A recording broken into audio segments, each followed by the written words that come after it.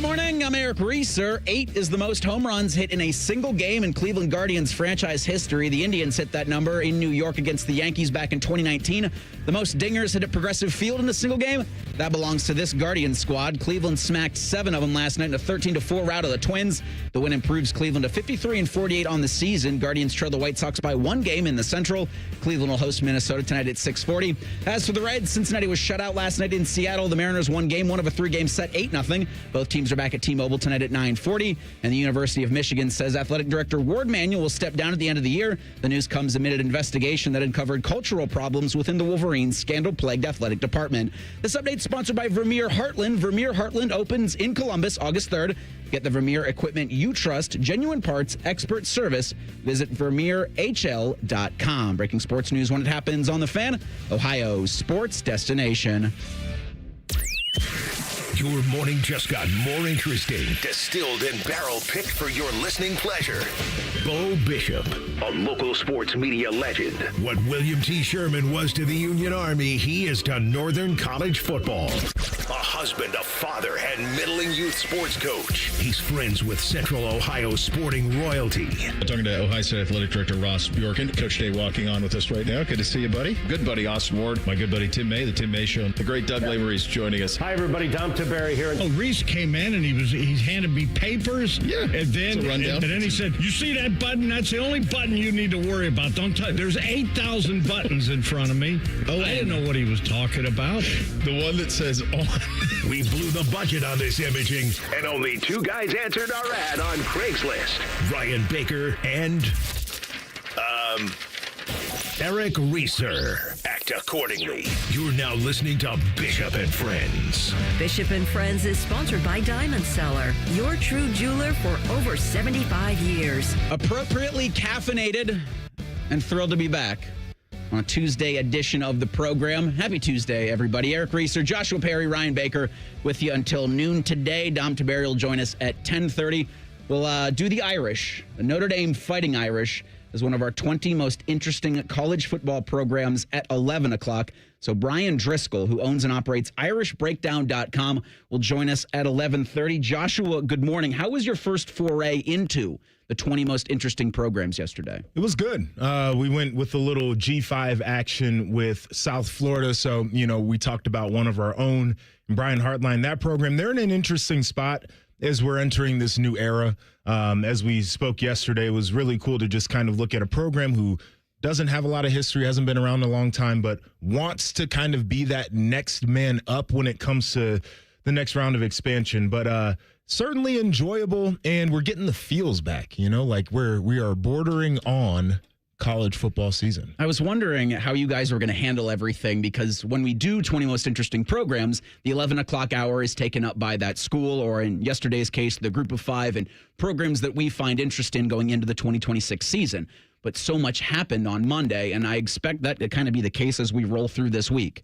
As you had the Michigan stuff yesterday with Warde Manuel we'll get into. You had SEC Media Days kickoff, where Greg Sankey's talking about seceding yet again the South wants to do from the rest of the country. Of course. And then you've still LeBron watch, which I think is something that we will have to look forward to over the next couple of days of constantly being in. Now, I don't know if looking forward to is the right way to phrase it. As a Cavaliers fan, and I see on some of these sites the Cavs getting some of the, if not the best odds to land King James again, I'm thrilled.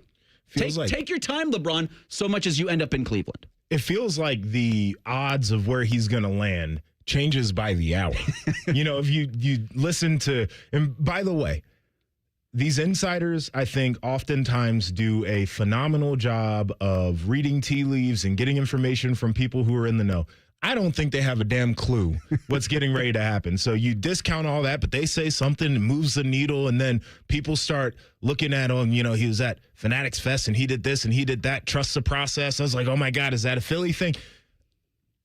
I'm in wait and see. I'd love for him to be back in Cleveland. I have no expectations for this process. It's funny, Reese, you talk about yesterday, and we didn't even really get into SEC Media Days that much with the Warde Manuel news. We had some LeBron and thing or not a thing with the whole, like JP mentioned, trust the process. Does that mean Philly? But we didn't get to that either. It was a lot of Warde Manuel, and then we stuck to the script. and we stuck with Central or South Florida yesterday in the 11 o'clock hour. We'll do the same with the Fighting Irish at 11 o'clock, but we'll see. We're in wait-and-see mode for the first 2 hours of the program. I'd mentioned being properly caffeinated at the top of the show. I came in this morning, and Joshua's here before I am, as he's exponentially the more professional of the two in this room. And, Joshua, I don't think I've ever seen the can of Red Bull that you are rocking. Like, it's comically large. I don't know if you could hold it up for those watching on YouTube, and I would recommend everybody watch us on YouTube if you're able to. We appreciate everybody listening to us on the radio, podcast, however it is you get Bishop and Friends, doing it however you do, but I've never seen a can of Red Bull that big. Big 20-ouncer. Did you get that because you knew you were in with me today? You're like, no. I'm going to need to be extra ready for this character. I got this because I did not fall asleep until about 1 a.m. last night. Just was up. Were you watching the Guardians smack around? I was not. Minnesota Twins? Okay. So I got to that point, and this time of year, I've got a pretty strict viewing schedule. I'll piddle around, and then if I can watch Jeopardy, I enjoy watching that. And then I'll just, throw on some Food Network or something easy, maybe Game Show Network, watch The Weakest Link. Then if I stay up long enough, I get to the 11 o'clock news. So I like to watch what the folks over there on the other side of the building do for 10 TV. I think it's a great news broadcast. I love watching local news. But I couldn't get to sleep after that. So then I flipped it over to this channel called Dabble, and they've got these reruns of sitcoms that I used to watch. So I started watching Girlfriends, and then The Game came on, which is a show that I've watched in its entirety probably like 8 or 9 times by now. And I was just locked in on the storyline. So that's what got me. So you were unable to sleep, and so this morning you said to yourself, I don't know where you even get a can of Red Bull that big. Like, Giant Eagle's not selling them. Oh, they got them everywhere. At a gas station? Yeah. So I walked into the gas station today, grabbed my can of Red Bull, and the guy at the counter looked at me. As it happens here, I grew up in the city, so obviously people look and they're like, maybe I've seen this guy before. And he's like, did you play football? And I was like, yes. And he's like, give me your name. And I'm like, Joshua Perry. And he's like, oh, I used to work in food service for Olentangy. He's like, I followed your career. He said, I actually went to one of your games in high school one time. And I'm like, oh, man. And he's like, yeah, I remember this play where this guy was screaming down the sideline, and then you tackled him. And I don't know what happened, but you got ejected from the game. And so as this story goes, the quarterback we're playing our rivals, like first game of the season. The quarterback's this cat that I knew from the 4th grade when I moved here, and we never got along. Could not stand dude. So he's screaming down the sideline. I tackle him. We roll out of bounds. As we're getting up, he kicks me in the chest. So as a hot-headed teenager, I punched him. And then I got tossed because the second guy always gets caught. And that was this man's lasting memory of Joshua Perry. That's a pretty good one. I don't know, man. I feel like that's not my brand. It's certainly not something that I would have seen, like, out of you, going back to Ohio State. Like, you played with some characters. I did. And there were plenty of guys on that team in 2014, 2015 that I've been like, if a guy throws a kick, he's throwing a punch. You're not on that. Yeah. Like our buddy Tyvis, who precedes us on T-Bone and Tyvis, I think he'd throw a punch. I think he probably would. No. So that was fall of 2011. So it's been a while, and that's like the one thing he remembered. That was high school, Joshua, though. So I have a couple questions about this. Okay. One, who was the team? We were playing Orange. So you're playing Orange. Yep. And Orange was a brand new school. Yeah, then. I think it was like second year open. Yeah. And where did you punch him? In the chest. Okay, so he kicked you in the chest. You punched him in the chest. No harm, no foul. It wasn't just like a punch. Like, it was a huge wind up. Like, this was full body weight. This was like 7-8 years of I don't really like this guy anyway. And so if I'm going to do something, now is the time to do it. I was going to say, at least you didn't hit him in the helmet. But I want to go back to the guy who served you the giant Red Bull this morning. All of the memories and all of the moments you've had in this community, in this city, as a football player in high school, as a football player at the highest level at Ohio State, that was the one pull he had. Listen, man. It was an incredible job out of him. Well, here's the reality, and I think this is a good reminder, is people don't necessarily remember you for the things you want to be remembered for. Like, you got to be on guard because You'll run into a guy randomly. He's a very nice guy. We had a great conversation. But you'll run into somebody who will remind you of a low light of your life. And you just got to be able to roll with that.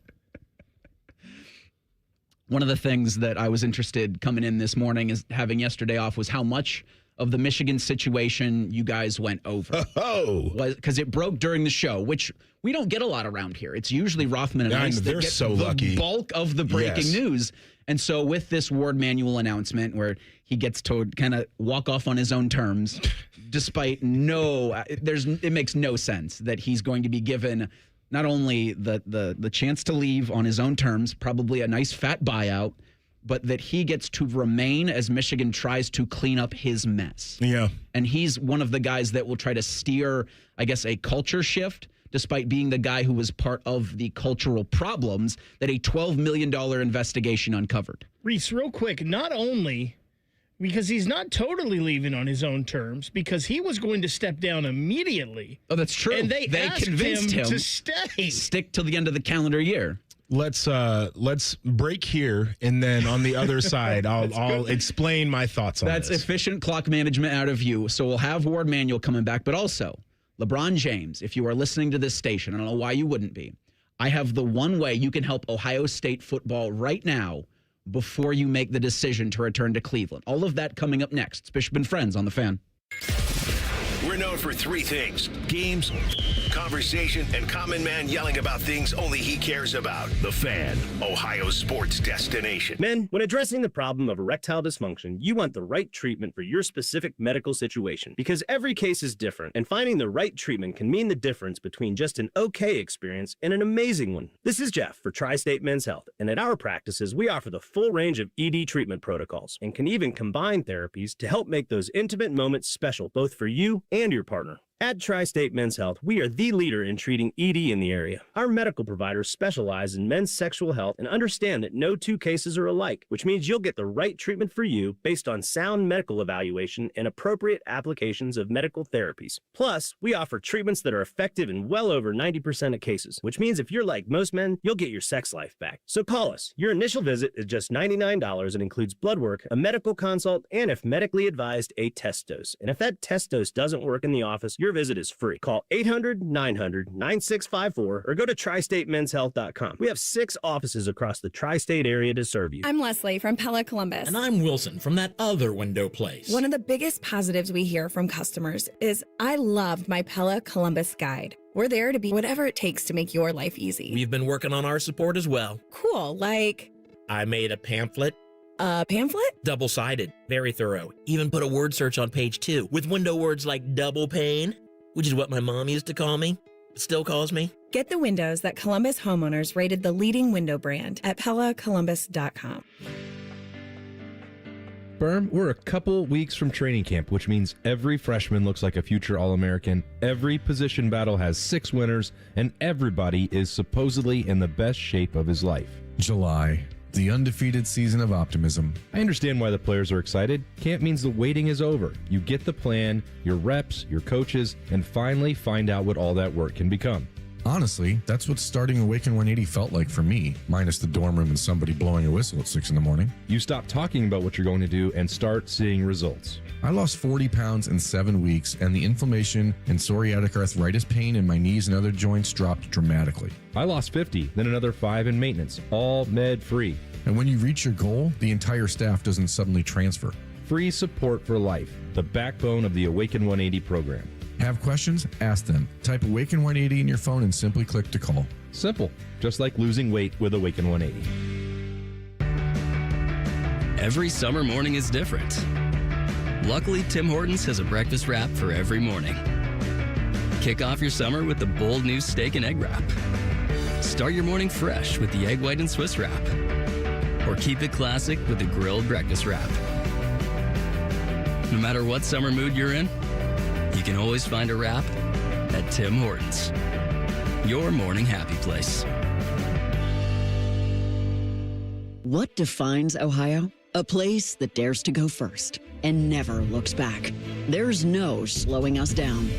In Ohio, we're powering America, Discovering breakthroughs, driving the future, propelling tomorrow. At Jobs Ohio, our mission is clear. Strengthen job opportunities and empower Ohio's workforce. Ohio, our time is now. See Ohio's momentum at jobsohio.com/Ohio's time. This is Lieutenant Governor Jim Tressel. If you're driving and take a quick glance at your phone, more can happen than you might think. Because taking your eyes off the road for even just a moment is like driving the entire length of a football field blind. Don't let those few seconds distract you from what's right in front of you. Phones down, eyes up, Ohio.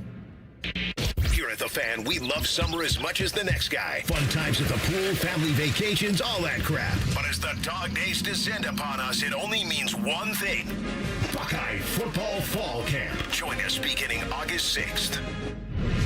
Fan weather. From the Logan AC and Heat Services Weather Center. We'll see areas of thunderstorms into the afternoon today. Some of those could be strong with gusty winds, also locally heavy rain possible. Should catch a bit of a break for part of the afternoon before a few more storms may develop for the evening hours. Otherwise, look for highs in the lower 80s, pretty humid as well.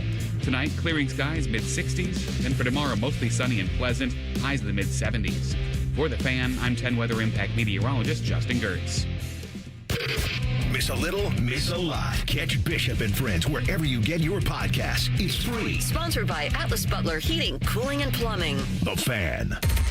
Bo could quit today and become the school drop-off line coordinator. You're listening to Bishop and Friends. While Bo contemplates his next career move, whether he stays on radio or becomes the drop-off coordinator at his son's schools, he's in Montana for the week. So you got Eric Reeser, Joshua Perry, and Ryan Baker today with you until noon. And then the rest of this week, Bo returns on Monday, hopefully without any bad travel stories, because you heard from Baker his ordeal.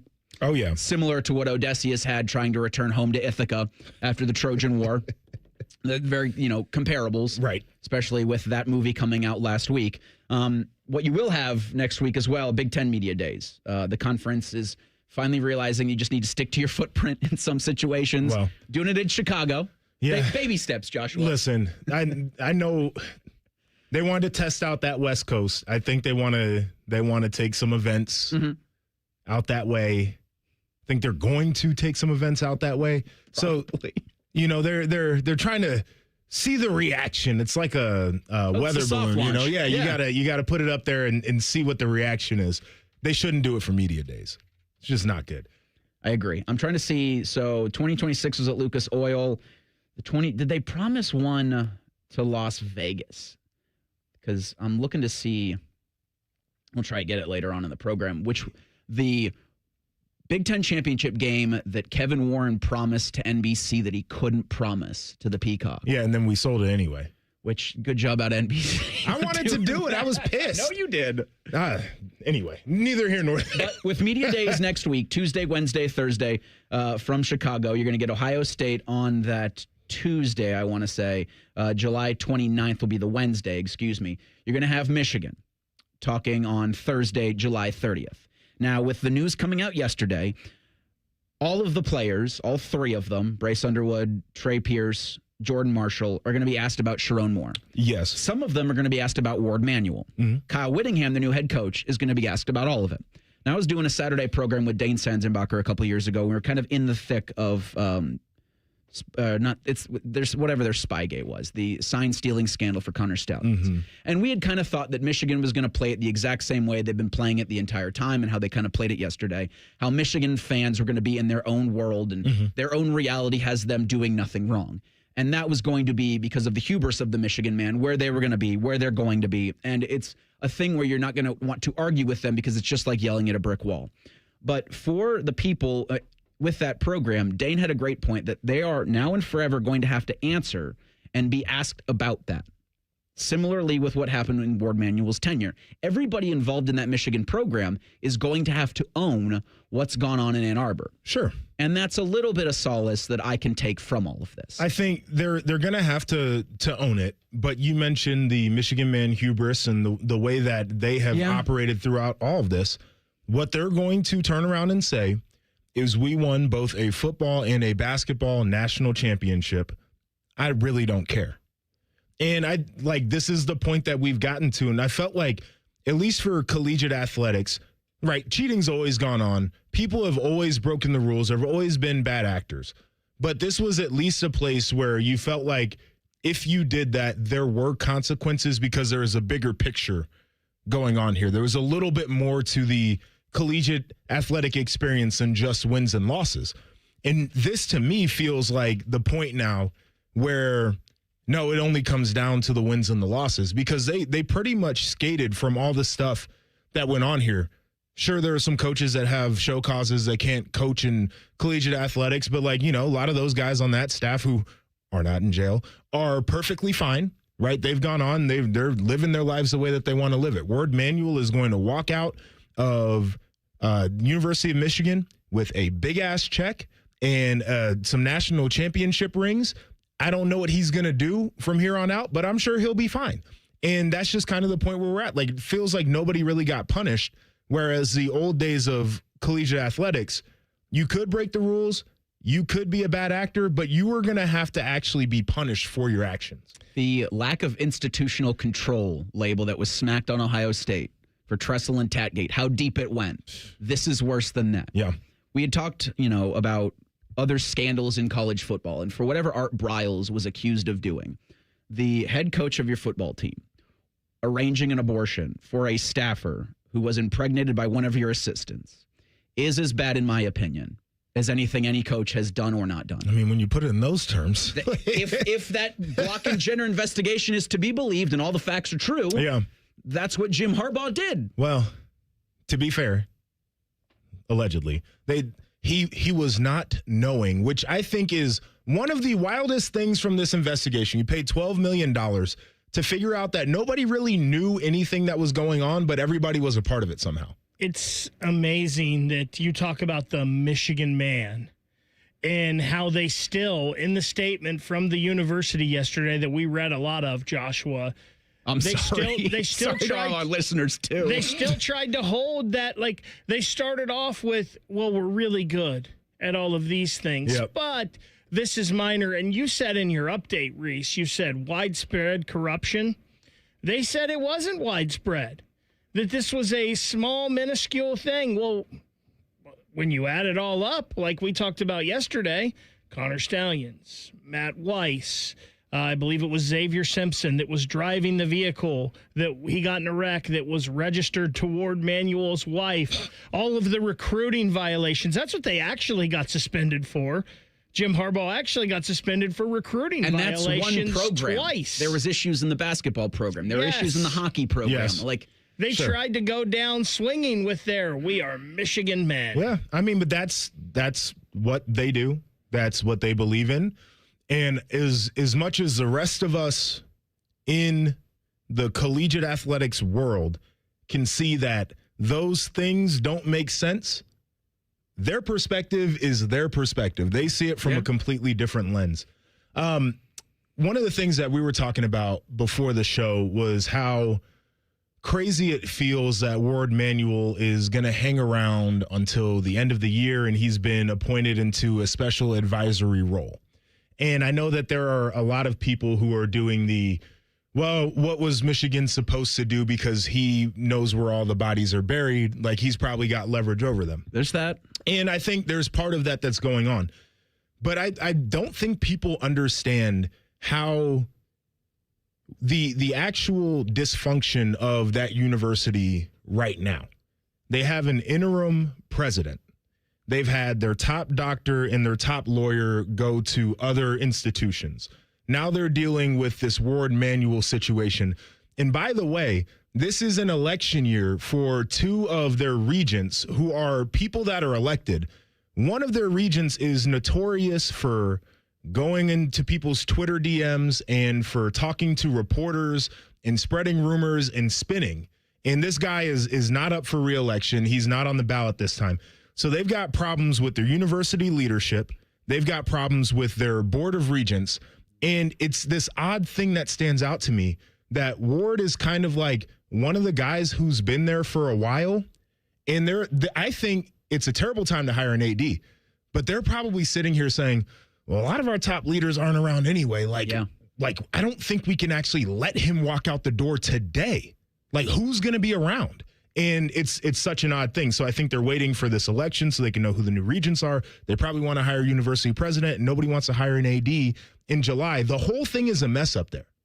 Because even when trying to attract top talent to those positions, right? You want to attract the best possible candidate to be the university president. Yes. Job number one for that university president is going to be cleaning up the mess of your most high-profile thing, Michigan athletics. So good luck attracting truly the leaders and the best. It's the cheaters we detest. I do understand if you're driving around out there, if you're on 270 right now, and be careful because it's raining. And we don't have any windows in the studio, but I know it's raining because you can see the televisions go out. We still have satellite. Yeah. Be careful if you're driving around out there. But how many I wonder, like, all right, we're tired of this Michigan thing. We're tired of talking about it. We're tired of hearing about it. And I think it's fair. But I don't necessarily want it to just go away because I think that's what Michigan wants. Yeah. And that's what the Michigan man would like. Yeah. I think they would, from their fake high horse, say, oh, we're in Ohio State fans' heads, rent-free. They're still talking about Michigan. They're still talking about as if that's some kind of own of Ohio State fans. Like, this to me is important enough to just help everybody that wants it to go away understand just the great hypocrisy with all of it and never let the Michigan man live it down. Because I think they need to own this, at least the ones that were involved, forever. I mean, they tried to make us wear Tatgate for forever, up until they were caught with the Connor Stallions deal. Like that, I mean, you talk to Michigan men and women, and the two things they would always say is like, oh, our academic standards and you guys are a terrible school, which, like, not true. The other thing that they would say is, oh, we don't cheat, we do it the right way, and you guys were caught red-handed, and we would never do that up here. So, yeah, I think they should probably wear it for a little bit. Yeah, you want this stain to last because that's something that they held on to. And when Michigan fans say, well, we got these 2 national championships, you know what? They're right. And even if they strip them of those national championships, we all still saw it. We watched the games. So, yeah, let's let this stain on their reputation last for a long time. So Thursday, July 30th, you're going to get Kyle Whittingham and the 3 Michigan players at Big Ten Media Days in Chicago. Ryan Day is going to have a pair of 3 Buckeyes. They're going with him for the media festivities next week. A big, and I mean massive in a handful of ways, boom potentially for Ohio State that could come tomorrow. LeBron, if you're listening, I have one way you can help Ohio State land David Gabriel George, and I'll tell you what it is in 2 minutes. It's Bishop and Friends on The Fan. T-Bone and Tyvis wake you up every weekday morning from 6 to 9, and I think I can sum up the show in 3 words: football, food, and fun. Ain't that right, T-Bone? And I get more volume per suck. And there's only one thing that makes Tyvis happier than a free hair transplant. All it took was legalizing the money you had to give to the players, and we are watching the demise of the SEC. T-Bone and Tyvis, weekday morning starting at 6, and tell your smart speaker to play 97.1 The Fan. Big celebrations call for even bigger savings. Diamonds Direct is celebrating 30 years of sharing life's biggest moments with you with up to 30% off select styles, with 15% off virtually everything else in the showroom. The Diamonds Direct anniversary sale is only through July 26th, and we don't want you to miss it. Whether you've been waiting for the right moment or you just found your reason, this is it. Come find yours before the sale ends. Visit diamondsdirect.com or find a store near you. Life is full of uncertainties. You can't control the economy, the prices at the pump, or the grocery store, and you certainly cannot control the weather. But the one thing you can control is your home's efficiency and comfort. Steve here from USA Insulation. Let us help you take back control of your home by insulating your walls with our premium foam. You give us a call today, we'll come out, we'll insulate your walls, and we'll throw in your attic for free. So give us a call today, 529-2440 or USAinsulation.net. USA Insulation. With rates lower than the national average, plus special rates on balance transfers, a BMI Federal Credit Union Visa Platinum or Visa with Rewards credit card would be the perfect card for your wallet. Visit bmifcu.org/visa for more details and to apply today. For over 30 years, Newman Roofing has earned the trust of homeowners by putting customers first and giving back to the communities we serve. From roofing and siding to gutters, every project gets the white glove treatment. Call Call 614-NEW-ROOF or visit newmanroofing.com. Bishop and Friends is sponsored by Diamond Seller, your true jeweler for almost 80 years. The Fan, Ohio's sports destination. What's up? What's up, man? What's up with you? Sponsored by Apex Pros. The pros who knows. All right, here's what's up on a Tuesday. We're looking towards tomorrow, Wednesday, a first Friday at 5:30. Five-star running back David Gabriel George out of Tennessee. ESPN's got him as the 14th overall prospect in the class of 2027. Is going to announce where he's spending his collegiate career. He's going to be doing so on CBS Sports College Football YouTube channel. So tomorrow, 5:30 Eastern, the 6', 205-pound Gabriel George is rated by 24/7 Sports as the 10th highest player in the 2027 class. He's the number 2 running back in the nation. What's really interesting about David Gabriel George and his recruitment is that it's gotten so intense between Ohio State, between Tennessee and other suitors, that he's expected to be the first $1 million running back recruit in the NIL era. So before I explain how LeBron James can step in and help things out, Joshua, when you hear that we're about to get, come Wednesday, the first $1 million plus running back in this era, what do you think? Now, I don't want to be the first person to necessarily pay that, is kind of where I'm at.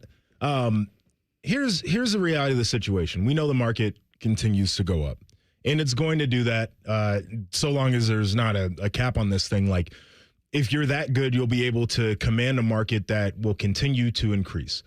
There is this idea of being okay with paying a little bit more year after year to continue to secure the top talent, and paying desperation money to get guys to commit to your school.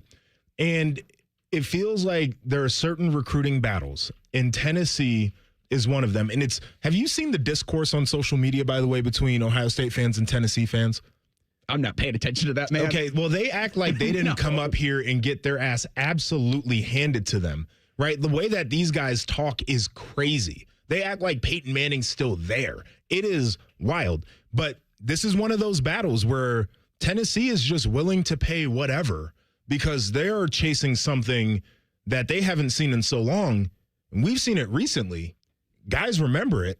They want to be around here without necessarily having to, they'll take a little bit of a cut to be here. Now, if we're talking the difference between, $1.2 million and $2 million, I don't know if guys are willing to take that on an annual basis, but certainly interesting to see, because I feel like when you get into these battles, LSU is one of those teams. Tennessee is always in the middle of these. We're going to pay you much more than what other teams are willing to pay to try to get you in the door. And I do think a lot about Chaz Coleman, 4-star defensive end out of Northeast Ohio, who went to Penn State and then followed Jim Knowles and his big binder to Knoxville. And they paid him a bunch of money that Ohio State wasn't willing to pay. And now Chaz Coleman's not going to play it down for the Tennessee Volunteers. On 3 had the reporting of the compensation package for Tennessee for David Gabriel George's, a 3-year deal in the $2 million range annually. It was a good job out of JB in the YouTube chat saying, correction, he'll be announcing where he'll be spending his freshman year. True. Because nowadays, you're right. You just spend where you're going next year. And that's okay. Ohio State can take him after his, freshman season. If you remember, I believe it was last year, maybe it was 2 years ago, Ohio State and Tennessee were in that big battle for David Sanders, the number 1 tackle in the high school recruit. And Tennessee was willing to do things that Ohio State was not. And it really hasn't worked out for Tennessee yet, the way they're doing it. Maybe it will. But if I'm Mr. Georges, I'm going to look at what's been going on here at Ohio State, and I may sacrifice a little bit of money to come here to be developed and end up being a first-round draft pick. Well, there's in the argument, pros. Right? That's what I would do. Well, the other thing that would flatter me for him is Ohio State has made him their number 1 priority in the running back room. Like, they got Legend Bay last year, but Legend Bay isn't necessarily a straight-up running back. He's a guy that's going to do things all around the field. They did bring in Favor Akey out of Delaware, but local kid, maybe not as highly touted as some of the other running backs that they passed on. So Ohio State has made this kid their priority, and I understand the monetary issues and that's nice to say, I'm going to get $2 million a year. This school was only going to offer me, as you mentioned, maybe 1.2 or whatnot. But I would think being Ohio State's priority has got to be pretty flattering. It is, but the flattery's got to hit the bank at a certain point, right? And, I think that's where a lot of these guys get. And for me, it's easy to sit here as a 32-year-old, and I've been through the process, and now I'm on the other side of it. And I think it's probably easier for other kids, too. Maybe parents are a little bit more well-off, or you're the kid of a pro, and you're not worried about money. Some of these guys are looking at the difference in these NIL offers, and they're thinking, this might be my only shot to really ever get paid any type of real money. And so I understand that battle in their head. And when you're 17 or 18 years old, you can't even think about what is my ideal picture of life when I'm in my 30s. But if we're going to go down that route, you'd rather have Columbus backing you. You'd rather have the development of the Ohio State program and the lineage of players that have come out of here. All of the resources that exist here outside of just the football aspect, you would take that. But if it comes down to my family's hurting right now, we need a little bit of money. I want mom to live an easier life. She's working doubles all the time. I don't even get to see her right now. I don't know this kid's background. I'm just speaking in generalities here. That's how you get to guys saying, I'm just going to take the money that's in front of me today. It would be a great feather in the cap for Ohio State if you're landing the kind of player that David Gabriel George is expected to be, a big bruising running back, but in this day and age, a guy that probably looks at Quinshawn and says, that can be me. And you think about the legacy for Ohio State running backs just recently with Quinshawn and Travion, Bo Jackson, Isaiah West, and then you go into Isaiah West and David Gabriel George.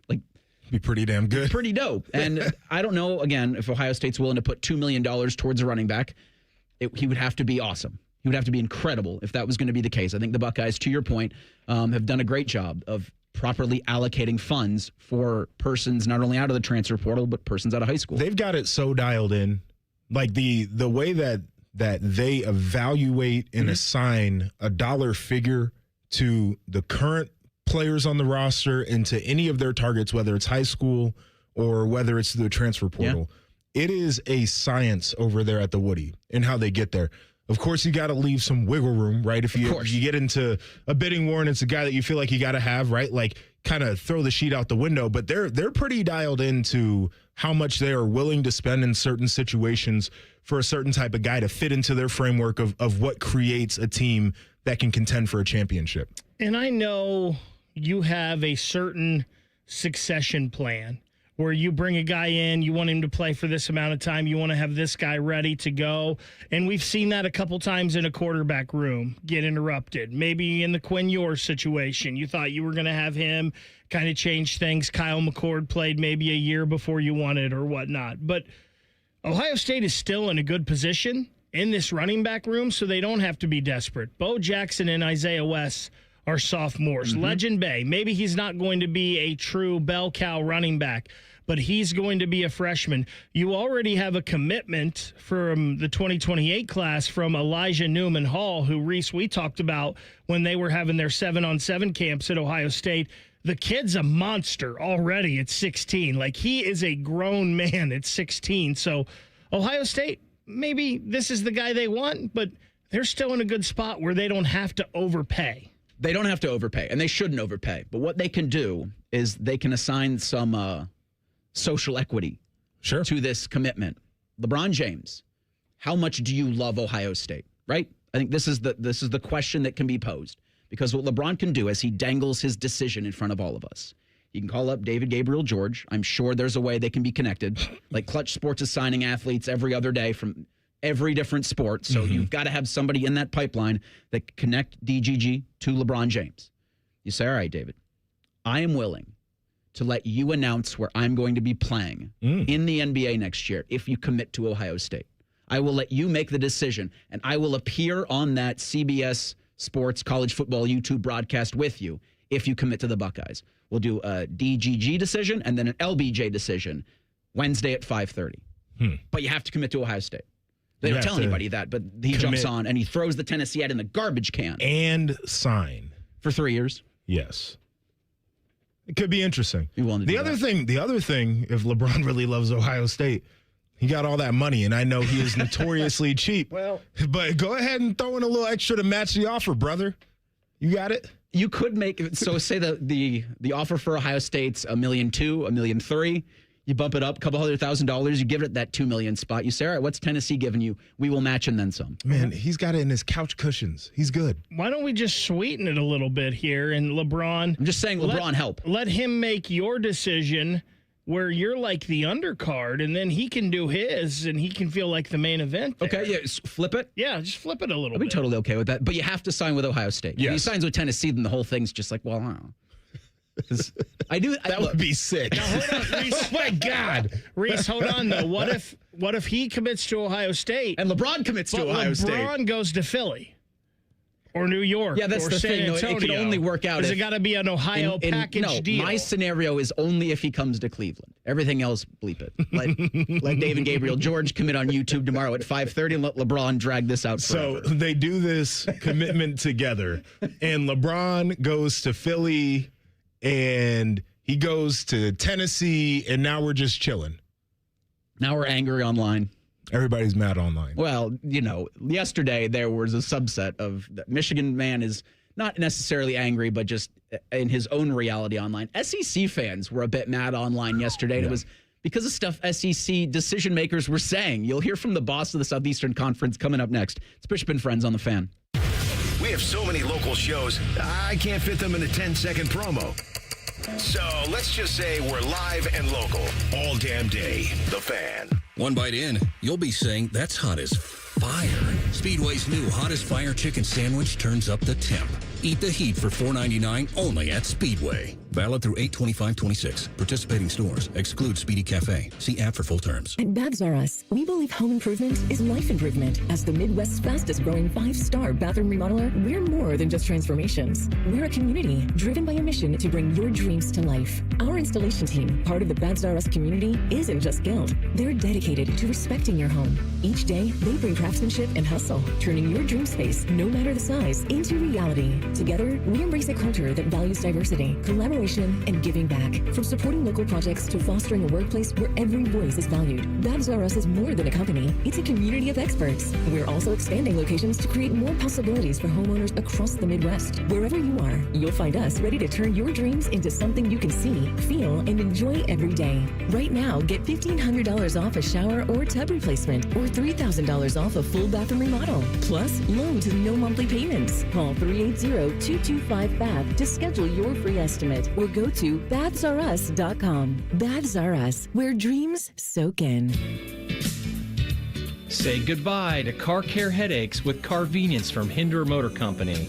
This is Justin Hinderer. For only $49, we'll pick up your vehicle, leave you with a rental, and return it fully serviced and spotless. No more juggling your schedule or wasting hours at the shop. Carvenience lets you focus on what matters while we take care of all the rest, making life easier. Schedule your service today at HindererMotorCompany.com. At Bank of America, we support businesses at every step, providing insights and expertise to help you gain an edge. What would you like the power to do? Explore winning business solutions at BofA.com/gamechangers, official bank of the FIFA World Cup 2026. Get in the zone, AutoZone. Summer's finally here, and we're kicking it off with a whole lot of free. Free brake pads with Duralast rotors. Free oil filter with 5 quarts of oil. Free Armor All wipes with Armor All glass cleaner, and more.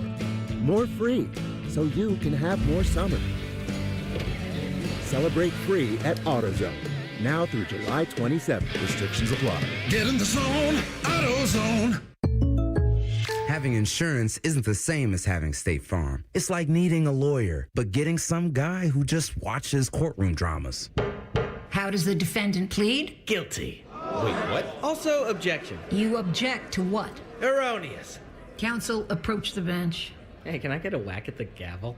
You wouldn't settle for just any lawyer, so don't settle for just any insurance. Get the real deal with State Farm. Like a good neighbor, State Farm is there.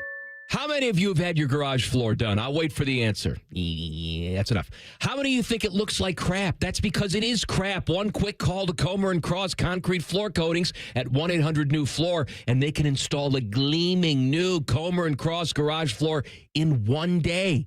A Comer & Cross garage floor is the gold standard. It's like pulling into a new car showroom every night. And here's the best part. It is guaranteed your garage floor will never chip, crack, crack or show tire lift like epoxy or paint ever. And listen, you lazy bum, they'll even take the stuff out of the garage for you. They're all certified uniform pros. No subcontractors at Comer & Cross. This is a premier product with premier results, and they hired a premier endorser to tell you about it. For your quick and easy Comer & Cross garage floor quote, call 1-800-NEW-FLOOR now. That's 1-800-NEW-FLOOR, or go to comercross.com, C-O-M-E-R cross.com. The Fan has a secret radio station. It's called The Fan 2. You can listen to the Bob and Tom Show, Jim Rome, and Buckeye stuff. Why do they pay me big money to whisper? The Fan 2 is on the Fan's HD2 channel and streaming on the Fan app. You're welcome.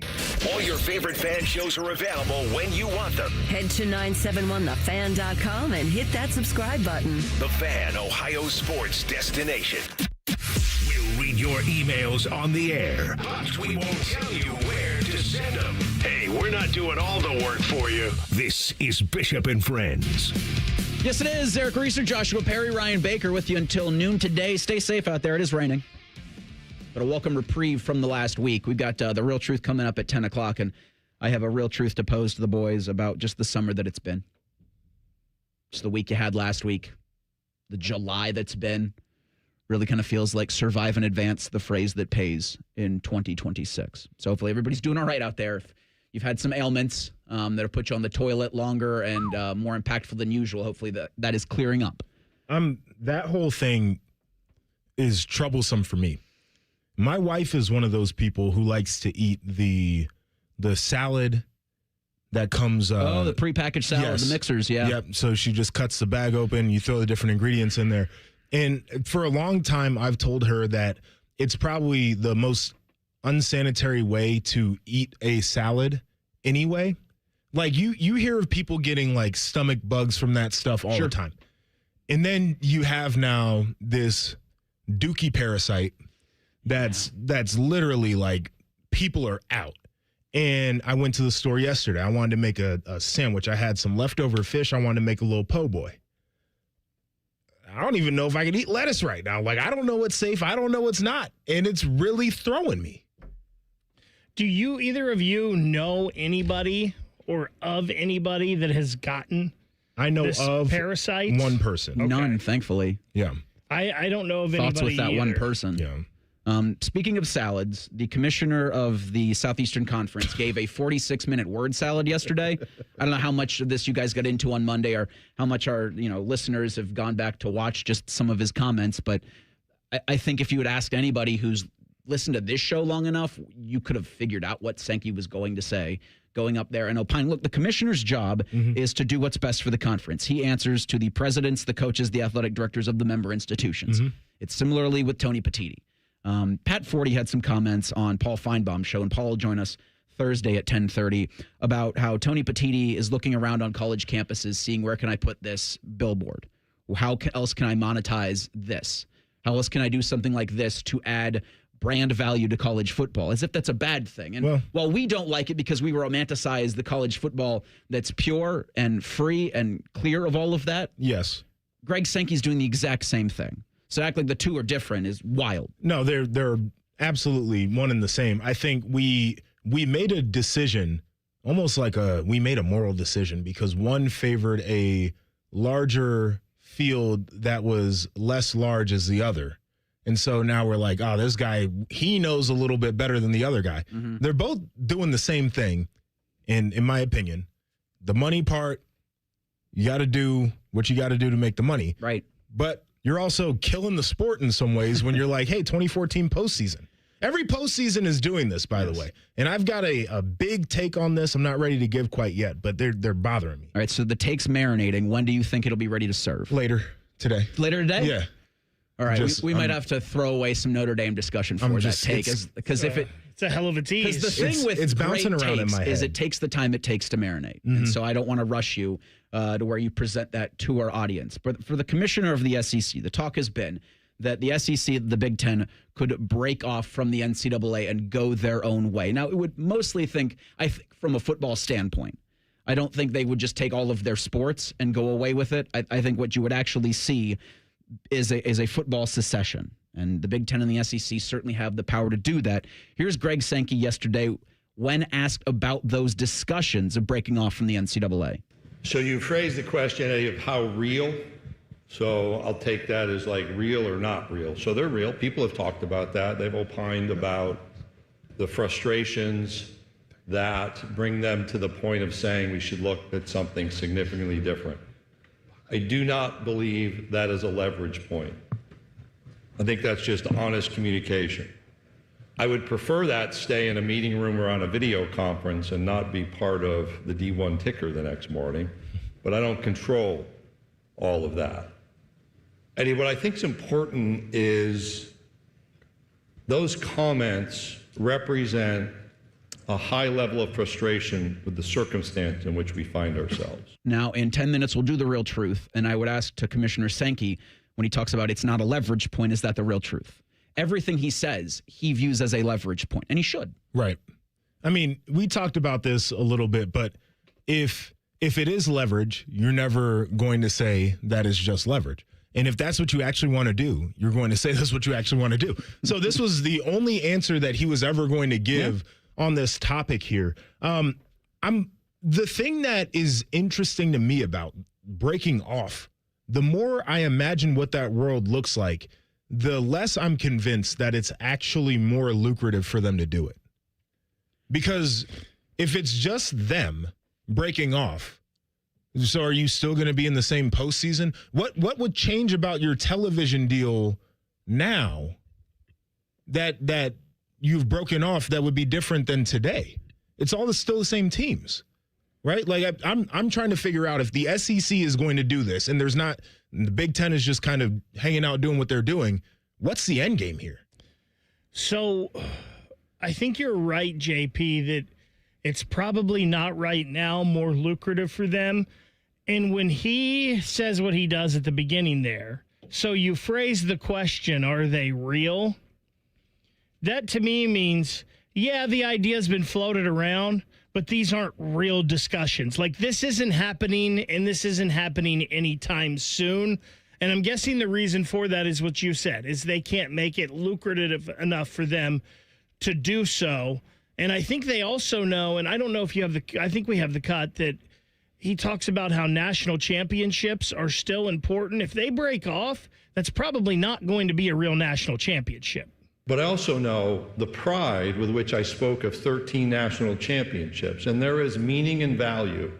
And I do think a national expectation that we participate in a national organization. But that national organization must function in a healthy manner. Otherwise, that simmering will continue. So he mentioned simmering, and he talks about frustration in the first cut we played.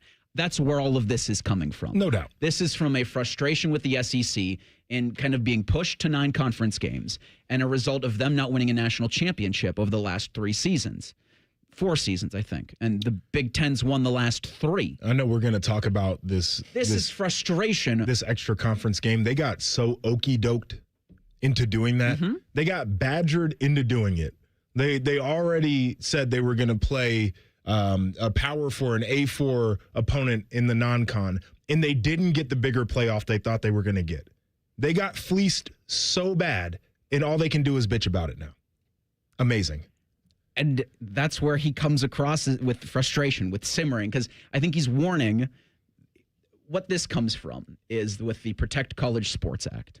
And you have Senators Cruz and Cantwell, who are the 2 sponsors of this, with just an honest, they just don't understand college athletics. And them trying to tell the Big Ten and the SEC what they can and cannot do. And to Commissioner Big Baby Sankey and even bigger baby Tony Petitti, you can't tell us what to do.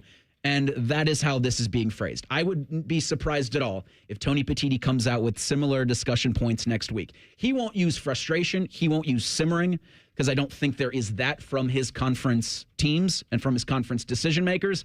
Sankey's just got it coming from all sides as anger. It's funny, JP, you talk, though, about they got okey-doked with the playoff. Well, isn't it them and ESPN that said no to a bigger playoff? Well, like they said they could do 16. Yes, they said no to the 24. And so then the Big Ten said, well, we're going to say no to 16, and you're going to be in the worst spot because of it. So, yeah, we want to break off, but it's you guys at the top, both of you, and I'm throwing the Big Ten in here, being big babies and wanting to get into a pissing match about what you want. You're the guys that can't agree on anything. Yeah, that's the problem, is this rift that's started to exist between the postseason philosophies and the Big Ten, the SEC, because they're the only two entities that matter when it comes to the structure of the postseason. They decide if they're going to expand, if they're going to keep it the same, and they can't make a decision together on it. And December 1st is that kind of soft deadline. Yeah, how many times has that been kicked back? To inform ESPN of their plans for 2027. We'll hit the real truth coming up next. Bishop and Friends on the Fan.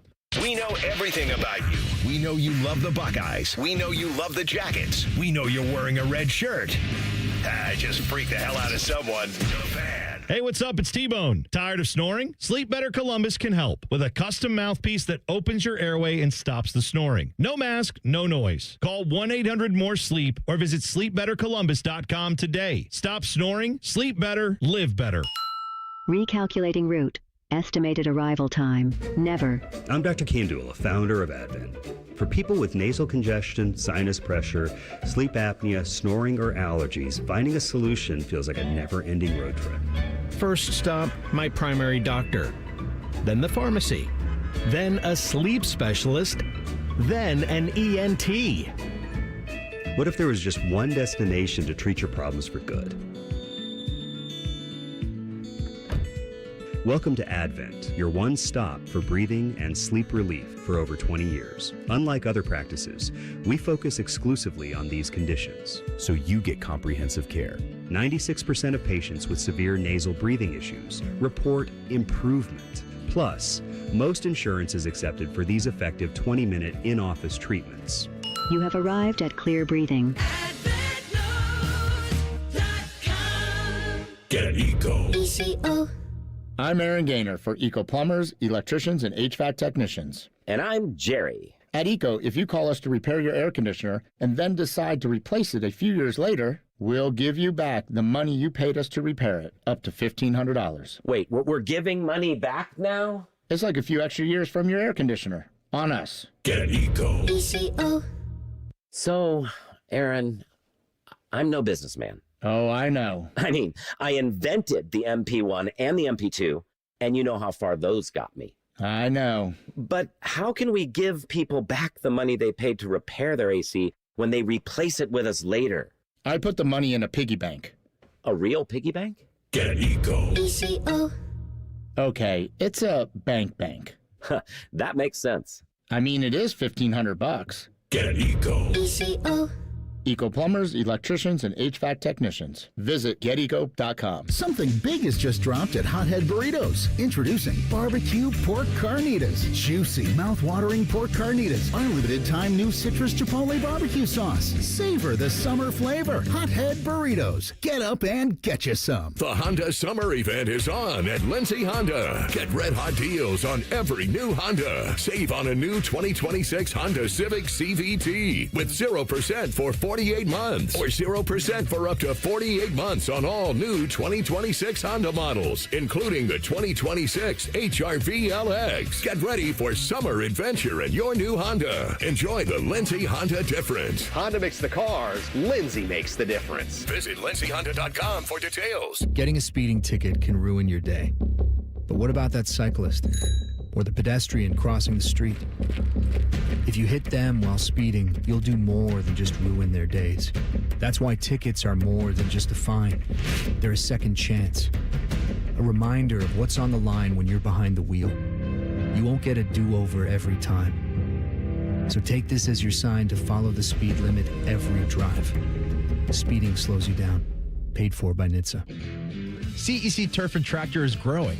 We're proud to welcome Green & Sons Equipment's Mount Sterling and Marysville locations. Same hometown service you trust, now with the strength of one of Ohio's largest Kubota dealers. Visit CECTurfandTractor.com today. Last year, we had 295 trials where we'd been offered a total of $90 million on all those cases. When the dust settled, we had recovered over $1.1 billion in verdicts and mid-trial settlements. I'm John Morgan of Morgan & Morgan. We became America's largest injury firm for a reason. We won a lot, $30 billion and counting. The best part of all those wins is that it helps you when you hire us. All those wins allow us to let the insurance company know we mean business. And believe me, they know who we are. If you've been injured, Google Morgan & Morgan results. You're not bragging if it's a fact. 3 million people tried to hire us last year alone. That happened for a reason. Visit forthepeople.com and let's get started this minute. Morgan & Morgan, forthepeople.com. Morgan & Morgan, Ohio office located at 600 Vine Street, Cincinnati. Prior results do not guarantee a similar outcome. Hey, it's T-Bone again. Sleep apnea doesn't have to rule your nights. Sleep Better Columbus has been treating snoring and sleep apnea for over 15 years with proven results and now has an office open in Marysville. Call 1-800-MORE-SLEEP or go to sleepbettercolumbus.com. Stop snoring, sleep better, live better. Broadcasting live from the McDaniel GM Superstore Studios. Driving excellence since 1916. Chevrolet. Together, let's drive. WBNS HD1 Columbus.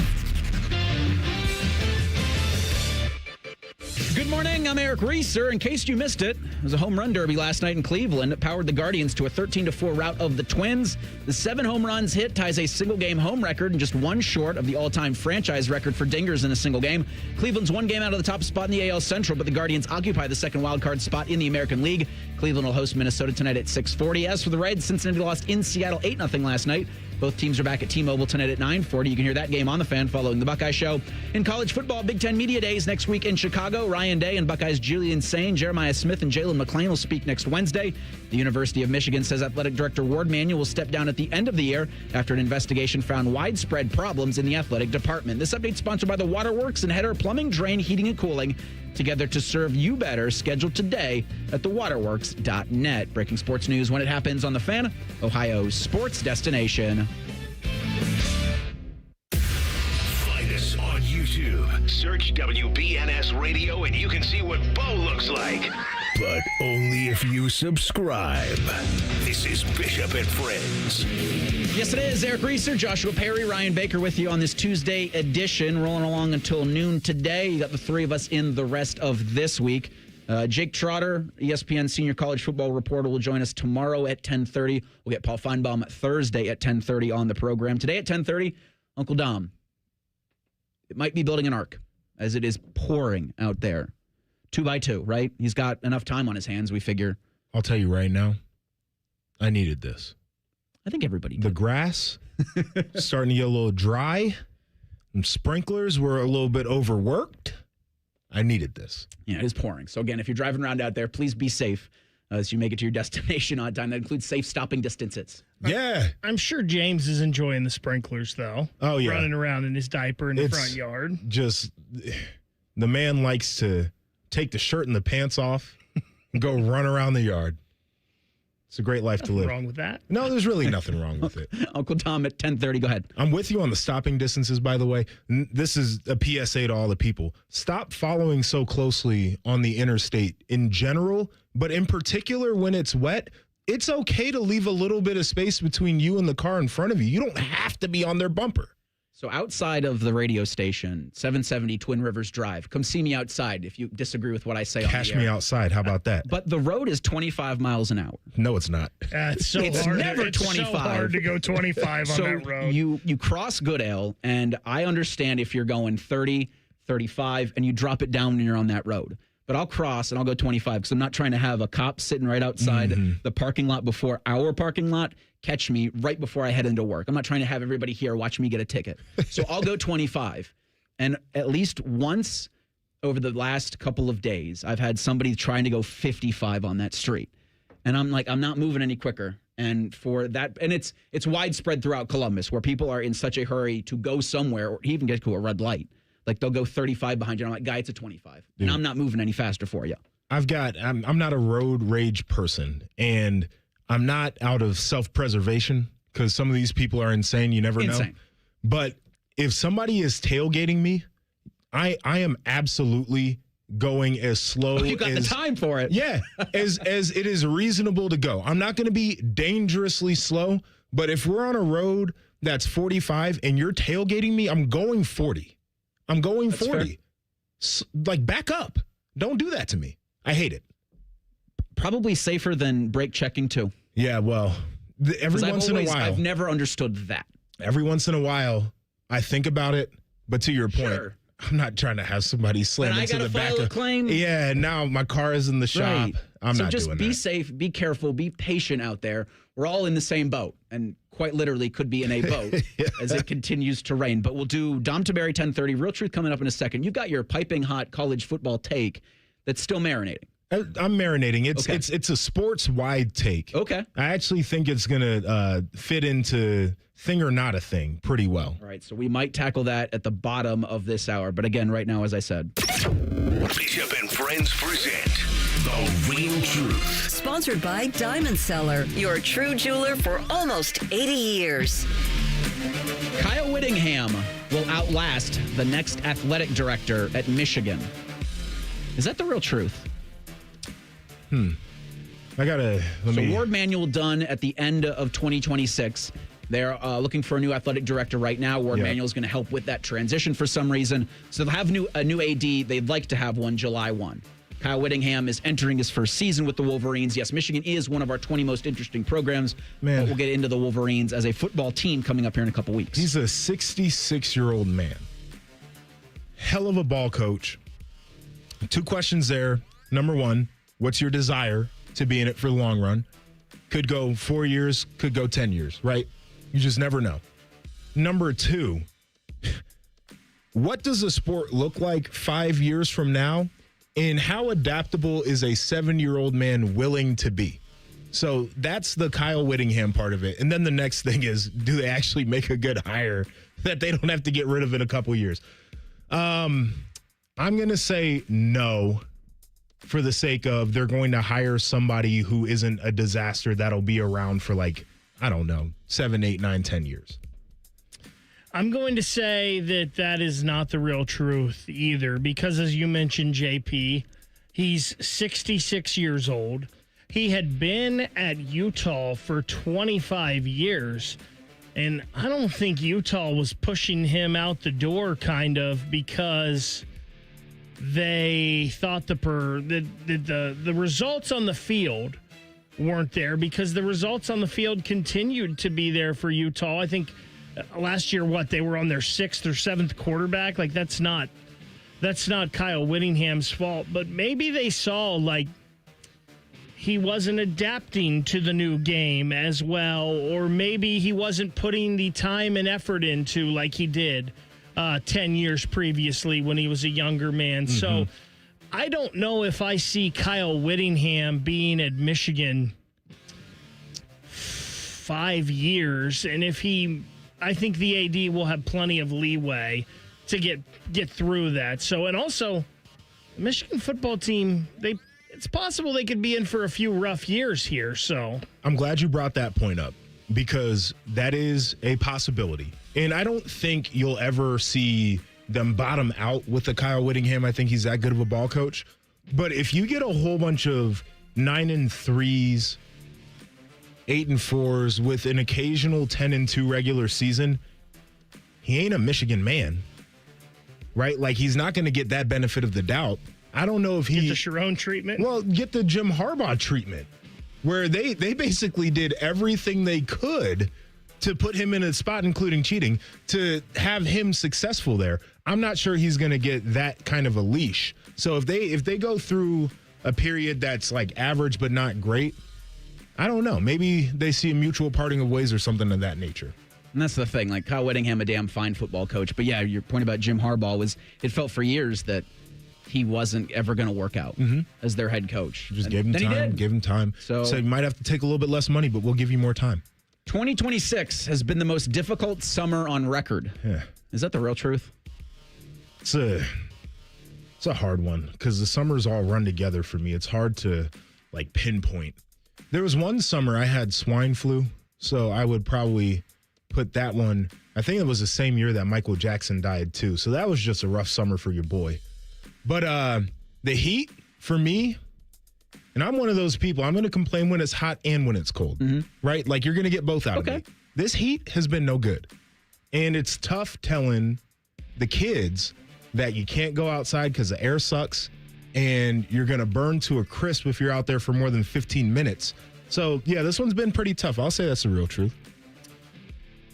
So I'm going to say this is not the real truth. What was it, 3 weeks ago when we had the 96, 97, feels like 104, 105? I hate that. You guys know my disdain for that. So that was rough. Now, I wasn't here for the smoke inhalation the past week. I was down in Florida, and the Canadian wildfires didn't go that far. So I guess I can't speak on that, but I know it's raining right now, but I think it's been pretty comfortable since I've been back. It's supposed to be pretty comfortable the rest of the week, not too hot. So I don't think that's the real truth. So Darren in the YouTube chat says last summer sucked bad. And I do think I can't even remember last. Into July, it wasn't that bad. And then August hit, and so you had the heat dome. You had, Baker, to what you were saying about the 100-degree days, but you've already had the heat dome this summer. Can you remind me of last summer? Well, there were Canadian wildfires. Okay. So it was dealing with smoke there, and that's been the last couple of summers. Okay. But there wasn't explosive diarrhea problems. Okay. There wasn't a conflict in the Middle East. Yeah, well, yeah. There wasn't the worst. But we had the World Cup, though. The worst air quality on record in Columbus was Friday of last week. I hear what you did. I'm just not going to give any. Okay, all right. By the way, Reese, I know how you like to string things together. Red yarn on corkboard's my jam. Board. 2 years in a row with Canadian wildfires. I don't think I ever heard of a Canadian wildfire growing up till the last 2 years. I don't think it's been as bad until the last decade or so. I mean, just saying, corkboard here, like what's going on? What's sparking these things? Was it humans that were irresponsible, or is this just like, hot and dry and things start sparking? I mean, we've heard of California wildfires forever, but I don't remember hearing of Canadian ones till recently. Cardinal says in the YouTube chat, anyone who lived through the blizzard of 78 will take this summer no matter what. I didn't. So I don't know what to say to that. I'll take your word for it. From what I hear, I'm sure it was a bad one. I don't complain about the cold very often, though, Reese. So that's true. When Kurt Signetti came out and said Purdue sucks, Michigan sucks, and so does Ohio State, I laughed it off. And when he said I win, Google me, I laughed it off because it was Indiana. Another coach in a similar spot is saying something similar. Are we going to laugh off Will Stein? We'll discuss that next. Bishop and Friends on The Fan.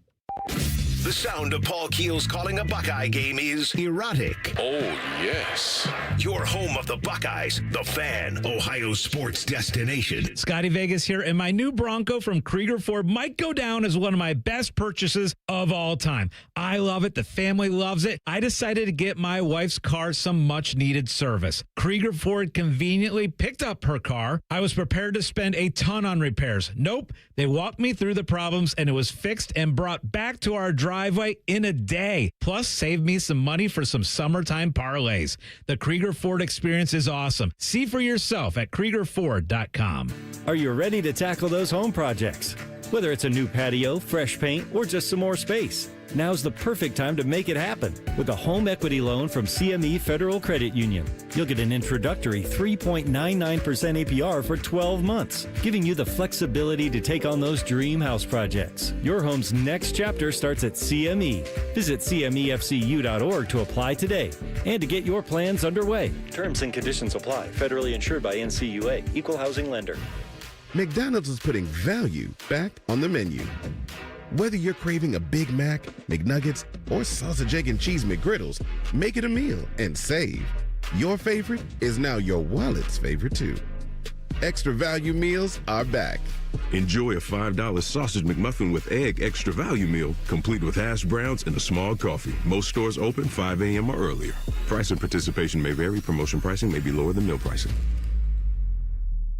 Big celebrations call for even bigger savings. Diamonds Direct is celebrating 30 years of sharing life's biggest moments with you with up to 30% off select styles, with 15% off virtually everything else in the showroom. The Diamonds Direct anniversary sale is only through July 26th, and we don't want you to miss it. Whether you've been waiting for the right moment or you just found your reason, this is it.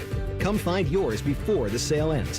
Visit diamondsdirect.com or find a store near you. One bite in, you'll be saying, that's hot as fire. Speedway's new hottest fire chicken sandwich turns up the temp with spicy breaded chicken on a brioche bun. Top it your way with pickles, a little hot sauce mayo combo, and more. It's a hot sandwich kind of summer. Don't just beat the heat, eat the heat. The new hottest fire chicken sandwich. $4.99, only at Speedway. Valid through 8/25/26. Participating stores. Exclude Speedy Cafe. Toppings and sauces sold separately. See app for full terms. Lanny went to college and racked up huge debt. A little bit over $100,000. For a degree he couldn't use, now what? I had a friend that went to my computer career. They even helped him get hired immediately after graduation. One of the things I love about IT is that you can work from anywhere you want. You could become an IT pro in just months, including cybersecurity and the basics of AI with zero experience at mycomputercareer.edu. My Computer Career, an elite CompTIA certification partner. It worked for me, and I know it can work for you. This is one student's experience. Individual results vary. It's a busy intersection in your neighborhood. Drivers, cyclists, and pedestrians all moving with their own destinations in mind. Think of the roadway like an ecosystem. Every move affects someone else. And whether you're behind the wheel, on two wheels, or on foot, the road is full of signs, signals, and people telling you what's ahead. When we anticipate what's happening around us, when we're predictable, when we share the space, everything is safer. There's space for all of us. Read the road, Ohio. Brought to you by the Ohio Department of Transportation. And now, Public Education Matters with Ohio Education Association President Jeff Wensing. As educators, we are called to this profession by a singular purpose, an unwavering commitment to our students' learning, well-being, and potential. This means using our united voice to stand up for the fully funded supports and resources our students need to succeed. Stand with us. Help us continue to create the great public schools every child deserves. Public Education Matters, brought to you by the Ohio Education Association. Common Man and Timmy are inviting select jabronis to the station for pizza. Hey, that could be you. Email goodcleanboy@gmail.com and tell us why you should be chosen. Presented by Billiards Plus and sponsored by Paisano Peppers. The Fan. Fan weather. From the Logan AC and Heat Services Weather Center. We'll see areas of thunderstorms into the afternoon today. Some of those could be strong with gusty winds, also locally heavy rain possible. Should catch a bit of a break for part of the afternoon before a few more storms may develop for the evening hours. Otherwise, look for highs in the lower 80s, pretty humid as well. Tonight, clearing skies, mid-60s. Then for tomorrow, mostly sunny and pleasant, highs in the mid-70s. For The Fan, I'm 10 Weather Impact meteorologist Justin Gertz.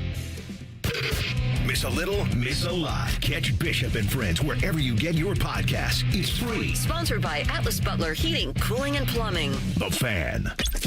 Connect with the show on X at 971BFS. Jump in our YouTube chat or just send a raven. You're listening to Bishop and Friends. All right, just real quick before we get to new Kentucky football coach Will Stein, Greg Wyshynski of ESPN, the former Puck Daddy and friend of the program, has big news in local NHL coverage. So I've bemoaned for a long time that the RSN model needs to go the way of the dodo because it's the silliest damn thing if you want to get your product in front of more people. You know, I was it just an RSN guy for some years. And that's why I'm comfortable doing this now. Yeah, I'll tell you right now, seeing it from that side, oh my God, I don't know. If you want your product to be seen by people, you cannot have barriers. Oh, it's so bad. And the RSN model, there were no bigger barriers, and there are no more frustrating barriers. And even baseball is still kind of dealing with this in some markets. Like, you can't get the Pittsburgh Pirates in Columbus if you are with some providers. It's bad because of the blackout markets. But with Greg Wyshynski, the National Hockey League today announced the expansion of NHL Productions capability. The NHL Productions capabilities to include centralized production for local club broadcasts in this upcoming season. You're going to get the Hurricanes, the Wild, the St. Louis Blues, and the Columbus Blue Jackets. Will be done in a similar way to what the Cleveland Guardians are being done with by Major League Baseball. So it's remains to be seen how that's going to be provided to you, the Blue Jackets fans, but it'll no longer be on a FanDuel Sports or a Bally Total Fitness Sports or a Fox Sports Network Sports. So the one thing that makes me happy about this is that Bally Total Fitness got me. Anytime I can pop Joshua, I'm done. The one thing that makes me happy is, so this is going to be a model like what the Reds and the Guardians have for their TV broadcasts right now. And the one thing that those entities did was they kept their same guys. Like, we knew Jody Shelley and Steve Mears weren't going anywhere because they were employees of the team. But hopefully this means, and they probably won't do a pregame because I don't think the Guardians or the Reds do a pregame now, but they do have a little bit of a postgame. So hopefully this means that guys like Dave Metzold and Brian Giesenschlaw and I think I don't know if Jean-Luc Grandpierre. I think he's an employee of the team as well, but I'm not sure. But hopefully that means that these guys get to stay a part of the broadcast, because not only are they talented at what they do, they're also, all of them, awesome dudes. Yeah, that was the one thing that I saw on that side of it is the content that the RSNs were trying to produce around the game. So like pregame shows, pregame shows, postgames, all that kind of stuff was really good. They had people who were super familiar with all the teams. It's the best broadcast you can watch because they're not national people who just drop in. They're people who do that team specifically. And so it's great, but it doesn't make money. Like, it was a bad model if you were trying to find something that could sustain financially. So I think it's a positive thing to get games to people in a way that's sustainable. But to your point, some of the coverage might be a little bit different. And hopefully it's the same way where the DirecTVs, the Spectrums, those are going to pick up the channel. So if you're a subscriber, you're going to be able to see those, just like with the Reds or the Guardians. And, of course, there's going to be a pay option where you can pay for the year and you can make sure you have all the games. There's also some news for the Blue Jackets. They have two players that are in Toronto sometime this week for salary arbitration. Jet Greaves is first up, I believe. Cole Sillinger's. So Jet Greaves is Thursday, his hearing. Cole Sillinger's, I believe, is next Monday, the 27th. So this from Elliot Friedman. The arbitration filings are in for Columbus and Jet Greaves. The team comes in at $2.8 million. Jet Greaves coming in at $7.5 million. So that's a little bit of a gap there. Pretty large chasm there. It seems a wide gap. I understand the Blue Jackets' thoughts because this was really 1 year with Jet. The first year he became the number one. I understand Jet's camp because some statistics, he was top 10 for goalies in the NHL last year. All this tells me is if they don't get a long-term deal before the hearing starts on Thursday, you're going to see Jet playing here next year on a 1-year deal for about $4.5 to $5.5 million. So the SEC Media Days kicked off yesterday. They're today and tomorrow in Tampa. You had Kentucky introducing their new head coach, Will Stein. And I'm just going to play, does the cut have the question in it, Baker, or is it just, hey, Will, why do you think you're going to be successful at Kentucky? The question is not here. Just ask him why he thinks he can win big at Kentucky. This is going to sound like really, I think because of me, to be honest. I think because of me. I think I know what it takes. I've seen it at the highest levels. I know what it takes to recruit at this level. And you just got to believe, man. You just got to put the ball down and play. There's not really else to be said. When I saw this and some comments by Eli Drinkwitz making the rounds yesterday, and I thought to myself, that's a crazy thing to say about being the head coach at Kentucky. Is it, and then though? Baker presented it to me this morning. Didn't Curt Cignetti do something similar when he was introduced as head coach at Indiana? So I'll say the difference is Curt Cignetti did it at IUP, did it at Elon, did it at JMU. So there was a proven track record of going to places that hadn't necessarily won very much in winning. So I could understand Sig doing it. The Will Stein situation, it feels a little bit overconfident because I haven't seen you do this. However, how do you want your coach to feel? And do we value people being honest when they're asked questions? I get into this thing all the time. I think people can say dumb things. I think they can say insane things, but I want them to continue to do it because I want honesty. The other part is it kind of has to be about you. Like if any other guy could come in and do it, then what is your value? So yeah, if you're like, it's me. I know the plan. I know what kind of players we need to get in here. I know how to manage the game weeks. I know how to manage the offseason. Tell me that and then go out and do it.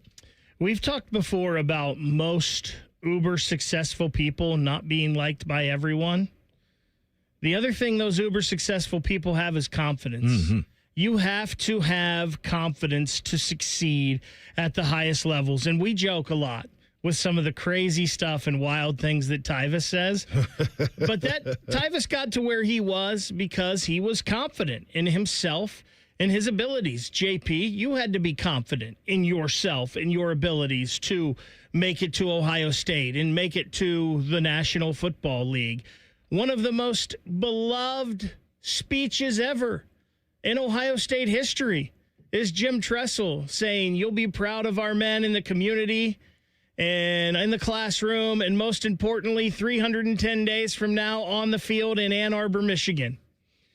That probably a lot of people around the country thought that was a wild statement. Who's this guy from Youngstown State? Sure. Coming in here saying he can win at Ohio State. Now, the problem is, if you're going to go public with this, Will Stein, you have to produce. Go out and do it. Conor McGregor's awesome when he's out there winning 2 world titles, but when he's still acting the same way and he's not fighting and he's getting hurt and he's not beating anybody, you got to back it up. Yeah. Pretty ambitious for Kentucky early on. So Youngstown State is the opener, but it gets worse. Week 2, they're hosting Alabama. Then Texas A&M, and that's just September. In October, LSU, Oklahoma. And then in November, Tennessee, Florida, Missouri. And then they round out the season at Louisville. Now, the Cardinals are going to be one of our 20 most interesting programs. Yes. We hope to get some Louisville discussion later on this week. But I don't know if that's a bowl-eligible season in year 1. And to your point, Baker, that isn't going to do it, especially if you make those kinds of comments going into your first season. I don't know about year 1, but if, 2, you can 3 fly under the years, radar yeah. if you don't say that. I think you still give him a little grace period, first-year head coach, new program. But again, you're going to have to produce if you're going to talk like this. And I love it. You got to be confident. Yes. But you got to back it up. And I like when coaches are interesting when they go to media days. The worst thing that you could get out of this whole charade that we put on of making sports a 24/7 thing is when guys are asked questions and they're uninteresting. So I'm here for it from that standpoint. I agree with you. He has to prove it. But if you're going to be the head coach, in particular at a place like Kentucky where basketball is going to be the thing, there's not a huge football legacy, I think you have to be a confident person and want to take that job in the first place.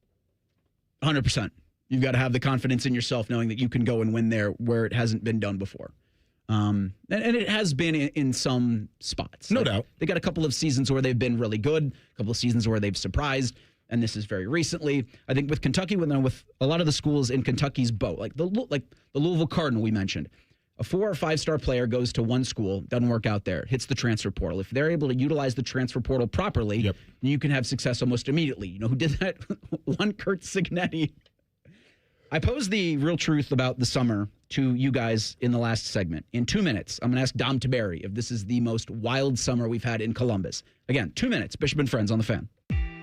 Come into your local AAA Tire and Auto Service and save up to $30 on auto repair with their AAA Triple Play. And on the plus side, AAA members save more. Offer valid through July 31st. See store for details. Hi, I'm Patty, founder of Awesome Tex. I started with a big idea to give old clothes a new life by turning them into recycled fibers and threads. Everyone told me that this was going to be impossible. But Chase for Business believed in me. They gave me a lot of guidance from the beginning. Get financial guidance from bankers in the Columbus community and convenient digital tools all in one place. Learn more at chaseforbusiness.com. Make more of what's yours. Real customers compensated. J.P. Morgan Chase Bank, N.A. member FDIC. Newman Roofing is proud to sponsor the Fan and 10 TV's Beat the Heat fan drive. Help Ohio's most vulnerable residents deal with the extreme heat this summer. Purchase new box fans and take them to the nearest Franklin County fire station or buy online. For more information, visit 10tv.com/beattheheat or lifecarelines.org. This is Lieutenant Governor Jim Tressel. If you're driving and take a quick glance at your phone, more can happen than you might think. Because taking your eyes off the road for even just a moment is like driving the entire length of a football field blind. Don't let those few seconds distract you from what's right in front of you. Phones down, eyes up, Ohio. No one plans to get into an accident, but when it happens, we strive in making life easier for you. This is Justin Hinderer. The Hinderer Motor Company Collision Center is ICAR certified and certified by many manufacturers to provide the best quality repair available. All of our repairs come with a lifetime warranty. We have our own 24/7 towing service so you never have to wait. Plus, we offer on-site rental cars for every lifestyle. At Hinderer Motor Company, we love what moves you. Bishop and Friends is sponsored by Diamond Seller, your true jeweler for almost 80 years. The Fan, Ohio's sports destination. Bishop and Friends present Tuesdays with Tiberi. Sponsored by CEC Turf and Tractor. Find your next Kubota tractor at CEC Turf and Tractor. Visit online at cecturfandtractor.com. All right, Dom, I'm just going to read off what happened in the last week. Wildfire smoke from Canada, lettuce that's causing explosive diarrhea, heat domes in the Midwest, and now today and on Saturday, torrential rain. Do you remember a summer that's been any wilder than this? You know, this is unprecedented. I looked, I got up the other day. I was driving home, and I said, man, what is all that fog? And then I realized it was the smoke. You could smell it. Then the next day you get up, and you're like, and, I was going to go golf, and I said, I don't think I should golf in this stuff. And it's absolutely insane. And you're right. I mean, this has been the weirdest summer that I can remember. And but you know what? Welcome to Ohio, right? Every 5 minutes the weather's going to change, and we're going to have what? Now they're saying we're going to have cool days the next 3 days, and then the heat and all that'll be back the next few. So it has been goofy, but yeah, I want to thank our friends to the north in Canada for all the smoke. It's been very nice, hasn't it? No, it has not, unfortunately. But you mentioned, Dom, that you had to cancel a tee time, but it sounds like you've maybe been golfing a little bit in some of your downtime now. What other activities are we getting into? For a decade now, Dom, you've been inviting me over for a nice big Italian dinner. Have not made that happen. Have you been cooking? What are we up to? I'm doing a little bit of all that. I'm doing a lot of honeydew. By the way, today, and let me just do this, 36 years ago today, Terry Tiberi married me. Today's our wedding anniversary. Oh, wow. And we'll be going out, but I'll kick my coverage. She's put up with me for 36 years, and she's tougher than me. I will say this right now, guys. Women are tougher than men.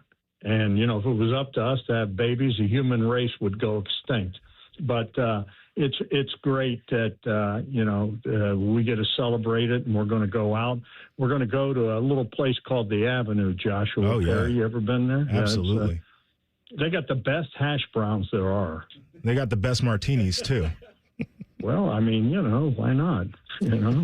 So, Dom, first of all, happy anniversary to you and Terry. I'm sure it's been a much rougher ride for her dealing with you than the other way around. But, Dev, what's the situation with your Twitter? Have you got your handle back? Do we have a new one? Because I know you love getting on Twitter and arguing with Michigan fans, and this is a perfect time to be doing it. I'm still trying to figure it out. Let me tell you something. Twitter, X, whatever it is, and I don't know how it happened. I had double authentication, but I got up one morning and I went to get on it, and it was a mess. And it was taken over, and the language was all in a language I couldn't even speak. And so we at least got whoever had it off it. But I keep trying to get in, and I can't get in and you can't talk to anyone. And the password I had, he changed it somehow, and my password doesn't work. So I'm probably going to have to start a new one. I don't know. I don't know if I will. They did not have much help. There was really no help from anyone at Twitter or X or whatever it is. I tried to call Elon, but he didn't answer. All right, so I know you used to post your AI renderings on Twitter. Are you still tinkering around with the AI machine? Go to Facebook. I was hanging with a Bigfoot the other day, and I'm so happy they taught me. I'm sure the folks at work are saying, why did we teach this guy how to do AI? He's putting his grandkids and himself with Bigfoot, Santa Claus, they're all into the. Have you guys ever heard of this guy, this Freddy Fazbear or whatever, Five Nights at Freddy's? Reeser, that's probably a movie you've seen, right? I've not seen it. I know what you're talking about. So the big, like the Chuck E. Cheese animatronic creatures, I think, kill people in the movie, right?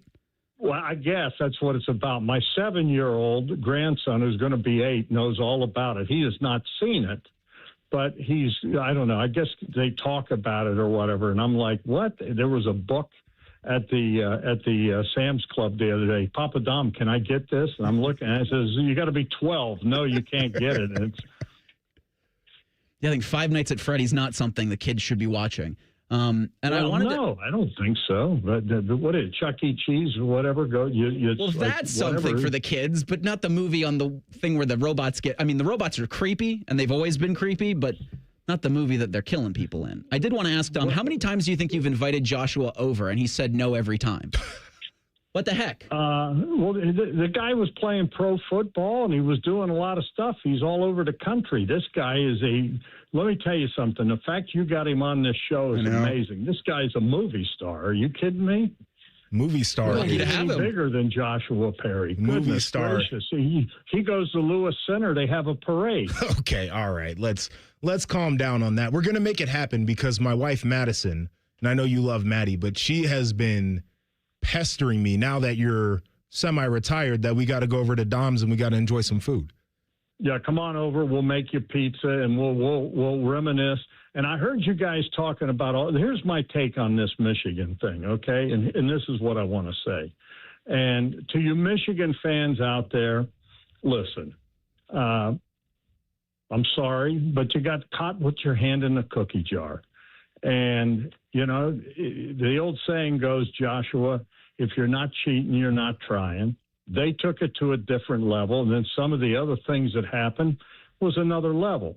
To me, they got their hands smacked. They could have been a heck of a lot worse. There's a big difference, though, in my opinion, with the way Ohio State handled itself in the past and what we witnessed out of Michigan. Ohio State, always, took their mea culpa. You saw what happened, the way they did it. These guys, whatever, and it's whatever. And we can complain and say and whatever, but at the end of the day, they're going to be who they are. Ohio State's going to be who they are. And, there's always going to be a dislike. And I hate to see some of the stuff that happened because some of the stuff that happened was just absolutely ridiculous. And it was a lack of institutional control. If you talk to some of the people, and Joshua, I know you have too, you've talked to some of the players and stuff that were up there, they're embarrassed by what happened. And they said that the university knew, some of the people knew what was going on with Sharon Moore and all that. But you know what? This is the world we live in now, boys, and but they're going to play the game every year. If you want them to walk around with a hat on their head saying we cheated, that's not going to happen. We can wish for it, we can say it, but you know what? It gives us fodder on the radio to talk about. But at the end of the day, we're still going to play them in November, and it's going to still be the biggest game of the year. Dom, I don't know how much you were paying attention to SEC Media Days yesterday, but Greg Sankey still saying that the SEC is the best conference. The stadium attendance tells us that so. Eli Drinkwitz says that the Big Ten has won 3 straight national championships because their schedules are easier and they don't have to play a Power 4 team outside of conference, and the SEC is regretting going to 9 games in conference. What did you think of the SEC whining yesterday? Well, they're going to keep whining because at the end of the day, everybody now is on a level playing field.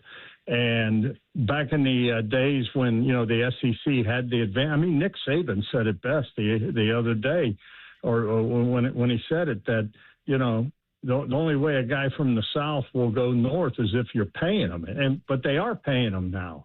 And, I hate to say it, but I think that, the bottom line is this. The SEC, his best days are over. I think the Big Ten is eventually going to be the power conference. I think when we hear about the super conference that's coming, I do believe it's going to be the Big Ten. And I can see the Big Ten poaching schools like Texas. If I'm Texas, do I want to be in the SEC or do I want to be in the Big Ten? If I'm Oklahoma, why would I not want to come to the Big Ten? And I think eventually that you're going to see the Big Ten become a super conference. Gene Smith used to talk about how we might see a super conference. I think the Big Ten is well on its way. For the detractors Tony Petitti has, I give him credit because this conference now goes from one end of the country to the other. And I do believe the Big Ten will end up being the super conference. And I do believe we're going to see a 2014 playoff. I do believe these stupid conference championships are going to go away. And, whether we like it or not, I'm not a fan of everything that's going on. I wish we could go back to the days of Woody Hayes, but those days are gone. The players are going to get paid, and this is the world we live in. The one thing we do know is more change will be afoot in college athletics. Dom, thanks so much for the time this morning. Enjoy the hash browns tonight. Congratulations on a wonderful anniversary to you and the missus, and we'll catch up next week. All right, bud? And they have a great steak there, too. I can't wait to get my steak, but yeah. And we'll see you guys next week. Goodbye. And he joins us courtesy of the Bryan Heating and Cooling Systems fan guest hotline, the one and only Dom Tiberi. So plenty of SEC coaches from SEC Media Day on a pretty jam-packed edition of Thing or Not a Thing coming up next. Bishop and Friends on the Fan. A lot has changed in 30 years, but we're still that old shoe that feels worn in and well-loved. And well, we smell a little, but whew, you've accepted that. The Fan. For the ones who get it done, Grainger offers the professional-grade products you need, delivered when and where you need them. Call, click Grainger.com, or just stop by. The next chapter of Cleveland Browns football is here, and we want you to be a part of it. In the new world-class enclosed Huntington Bank Field, a new era of Browns football begins in 2029, and your path to being a part of it starts today. Place your deposit right now at newhuntingtonbankfield.com to reserve your spot and be one of the first to choose your seats in the best stadium on planet Earth, our brand new home in Brook Park. To reserve your spot and be one of the first to choose your seats in our brand new state-of-the-art facility. Looking for a dependable EV? McDaniel GM Superstore has just what you're looking for. The all-new 2027 Chevy Bolt RS, electric, quick, and surprisingly affordable. Lease it for as low as $375 a month for 36 months. No gas station, no drama, just McDaniel making it easy. Terms and conditions apply for well-qualified buyers. McDaniel GM Superstore just off Route 23 North on 95 in Marion. Or check it out today at McDanielGMSuperstore.com. When Maddie and I want something new, this is the dealership we trust. Chevrolet. Together, let's drive. Hey, it's Anthony here for the Good Feet store. Years ago, I told you about how my feet ached, just general fatigue. But man, I've been feeling good with my personally fit arch supports. There's no doubt they've helped me. They've stabilized my feet. I always feel supported and my body feels aligned. They're firm but flexible, and I can pop them into any pair of shoes. In fact, I'm still wearing my original arch supports. I work out with them in my shoes, ride the bike, and play golf. My arch supports from the Good Feet store changed the game for me.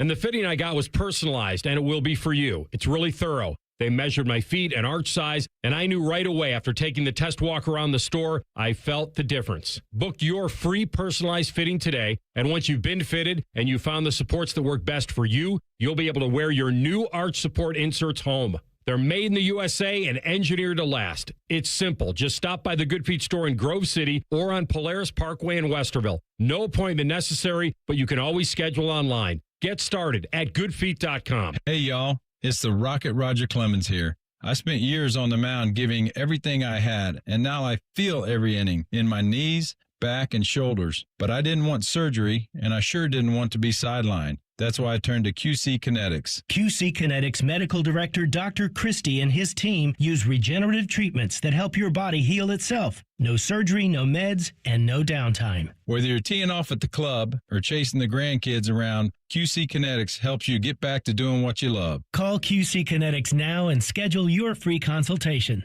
Natural joint pain relief with real results. Don't let the pain slow you down. I didn't, and neither should you. My friends at QC Kinetics, they'll take care of you. Call QC Kinetics today and schedule your free consultation. QC Kinetics. Call QC Kinetics 380-208-4544. That's 380-208-4544. 380-208-4544.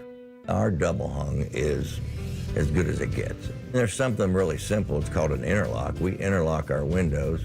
The interlock is the absolute best way to alleviate air infiltration. With the interlock, it's harder to break into. When you interlock the sashes, it makes a better window. It's just a darn good window, and we're very proud of it. Visit Rosati Windows and get 35% off all windows and doors by July 31st. At Wright Pat Credit Union, we don't bury our fine print. We celebrate it. So while other banks hide behind phrases like, rates subject to lunar cycles, promotion expires tomorrow, our fine print is more. Profits will be returned to you via better rates, fewer fees, and annual member dividends when we can. Because, we're not trying to pull a fast one. We just want to advocate for you, protect your interests, and treat your financial life with the respect it deserves. Wright Pat Credit Union. Banking done right. Federally insured by NCUA. Common Man and Timmy. I'm getting thicker and fuller. We have to even it out. Yeah, but right? I'm getting much more attractive. You're getting much uglier. Common Man and Timmy Afternoons on the Fan is sponsored by the Hinderer Motor Company. The Fan Poll is sponsored by JT's Pizza and Pub, home of award-winning pizza and $2 tall boys. All day, every day.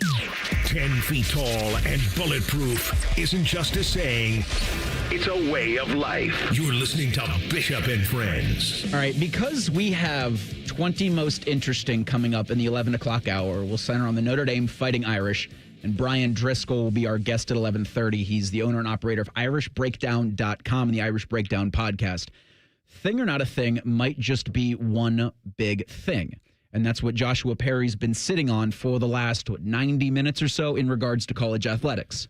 So before I let you go, we just got to pay off on the one thing. Thing or not a thing. Sponsored by Billiards Plus. Find your next grill and everything you need for the master griller. Billiards Plus on Dublin Center Drive in Dublin. Now to you. All right, so this actually came off of one of the things that was in the show sheet, the second thing.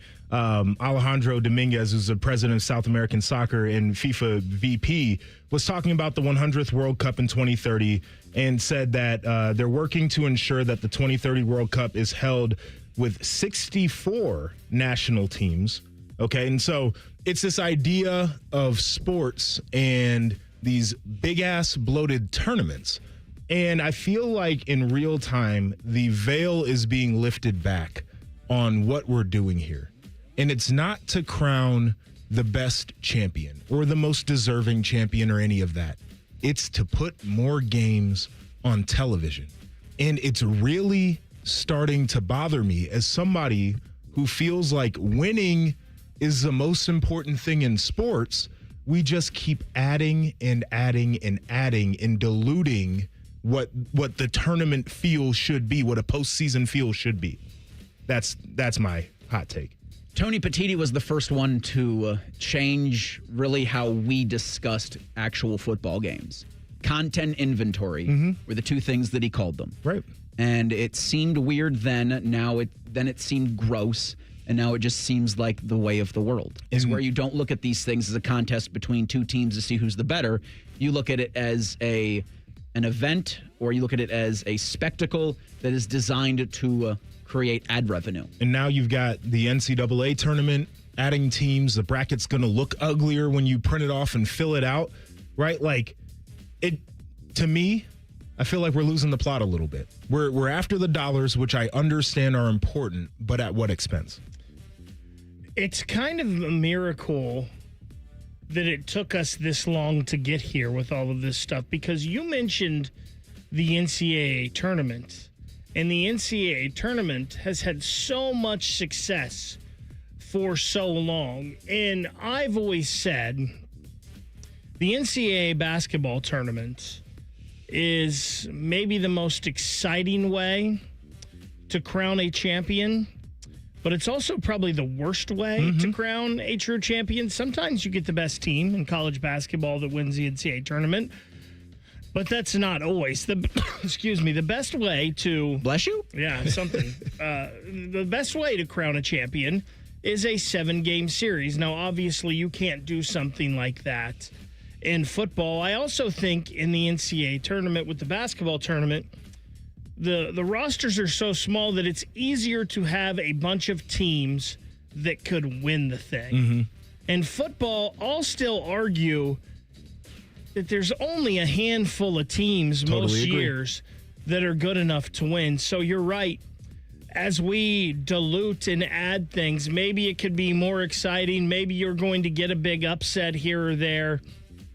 But you may not always get the best champion, the best team. And don't ever lie to us about, oh, we're doing it for this reason or that reason. We know the reason. It's all and it's always about money. I have said, and I'll maintain that over the last 2 seasons, the best team in college football has won the national championship. I tend to agree with that. Like, I understand Ohio State and their loss to Michigan and their loss to Oregon. Right. So I guess let me push back on the Ohio State one. You can. It's very valid. I think the best roster in college football. I think in terms of the best team, like the results that happen through the regular season have to factor into this idea of best team. Like they were the team that peaked at the right time. They were the best roster that year. But we played all those other games in this idea of trying to figure out who some of the best were. And if you lost those 2 games in any other year before that, you don't get to be in that conversation of teams that are viable for a championship. So I think it's made us maybe even consider differently how we look at the best teams in college football, considering who can make it and then what happens when you make a run and then how you litigate all of that in your head. But I don't know. There's something to me about this idea of if we get a talented team like Ohio State in there, regardless of what the outcome is, we know that we're probably going to get a game that's going to do a huge number, and that's what they're after, period. Yeah.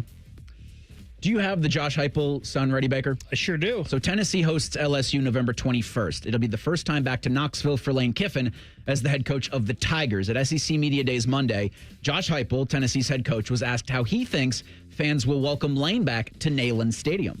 Certainly hope our fan base hasn't cooled off. So whether it's the grocery stores being fully stocked with mustard, or our sports stores making sure that they got reinforcements on the golf balls. Hopefully Knoxville's ready for his arrival. Thing or not a thing? I guess it's a little bit of a thing. That to me though, I don't know. It just feels like it was so long ago. To have any think of type the football lives he's had. Yes. And the football lives that Tennessee fans have lived through. But that's I think the problem with Tennessee is they look at so many eras of like what could have been, and maybe if Lane Kiffin and how he left, I'm sure they're still a little bit bothered by, but if he was here and, kind of could have done his thing. I don't know. I'm here for it. I like the pettiness, but it also feels like a different lifetime. So when I first heard this, I was like, was there something with Lane Kiffin and mustard? Like, does Lane Kiffin not like mustard? Or was there something with Lane Kiffin and golf balls? Or is he advocating fans throwing golf balls at Lane Kiffin? Because I enjoy some pettiness, but that's a little stretch too far. Well, like if we're doing something like that. Also, maybe Tennessee should worry about beating LSU at home. Now, they've only played 3 times since then at Neyland Stadium, but Tennessee hasn't beaten LSU at home since 2001. So maybe let's worry about beating LSU on the field first, and I understand Heupel was responding to a question. Also, we talk about how difficult the SEC is in their schedule. Tennessee and LSU since 2001 have played a total of 8 times, it looks like. Oh, no, 7 times, excuse me. 7 times they've played. So let's not act like you're getting the best of the best every year in the SEC, because Tennessee and LSU aren't playing each other very often. So it's a good point out of you. I'll give you a minute here, and then we'll respond in the break. But Eli Drinkwitz is the head coach at Missouri. And he was asked about the Big Ten's dominance, winning the last 3 national championships. And so Eli Drinkwitz had a big, long word salad of a reason or of an explanation. Decisions by Big Ten's leadership relative to bad decisions made by the SEC, says cycles in college football, which I think is valid. Then he throws in the comment that he knows is going to be the one that gets aggregated. Obviously, when you don't play an A4 game as one of your non-conference games, and that was the quote you're looking for, it's pretty obvious, end quote. Thing or not a thing? I think it's a thing that he said it. Here's the reality of the situation. You got to beat the best to be the best. So certainly I do think that there are arguments to be made playing that schedule a little bit harder. At the same time, if you're that good, you don't care. Like Kirby's not that I've heard, but he's not banging this drum right now. No. You know what I'm saying? Like, this is something that you do when you know you're mid. And I think you should just live in that for a second and see how that feels. Will Stein doesn't seem to care. We just played his comments, and I think Eli Drinkwitz is a really good football coach. He's a good ball coach. I think what he's done at Missouri here is pretty impressive. I don't know what Missouri's ceiling is, but I think he's probably got them right there the past few years. They've had some impressive teams. Just go play ball. Quit whining and go play ball. Like, JP, you and I were talking about this yesterday. I remember growing up, and I didn't play ball anywhere at your kind of level. I always wanted to play the best. I always wanted to see if I could beat the best players around me or the older kids in the neighborhood or whatever it was. Just go play. Our 20 Most Interesting Program series continues. We'll head to South Bend coming up next for the Notre Dame Fighting Irish. It's Bishop and Friends on The Fan. We're the highest rated sports radio station in America. There's no joke there. We just are. The Fan, Ohio's sports destination. Hey, what's up? It's T-Bone. Tired of snoring? Sleep Better Columbus can help with a custom mouthpiece that opens your airway and stops the snoring. No mask, no noise. Call 1-800-MORE-SLEEP or visit sleepbettercolumbus.com today. Stop snoring, sleep better, live better. He opens his toolbox before he opens his wallet and believes you can fix anything with 20 minutes and some pride. He's Mr. DIY. And when he needs metal, he goes to metal supermarkets. Artists, hobbyists, machine shops, maintenance professionals, and welders all count on metal supermarkets for over 8,000 metal products, shapes, and grades. If it's metal, they've got it or can get it for you. Cut to any size and ready fast. Visit the family-owned franchise on North Wilson Road or Columbus at metalsupermarkets.com. Hey, it's Bobby Carpenter. At Germain Toyota of Columbus, it's all about you, your drive, your style, and your budget. Stop in and see Marcello. He'll get you rolling. Germain Toyota of Columbus on the corner of I-70 and Bryce Road. Or check them out online at germaintoyota.net. Everything you need to know about the Buckeyes is on, wait for it, The Buckeye Show, led by the Beamer. I'm not going to lie to you. Getting ready now for Jeremiah Smith, you're already too late. And featuring Austin Ward. The reason that the weather was perfect for Texas at Ohio State is because it was played in the San Diego of the Midwest. It's the Buckeye Show, weeknights at 6. And tell your smart speaker to play 97.1 The Fan, your home of the Buckeyes. The Fan. Get in the zone, AutoZone. Summer's finally here, and we're kicking it off with a whole lot of free. Free brake pads with Duralast rotors. Free oil filter with 5 quarts of oil.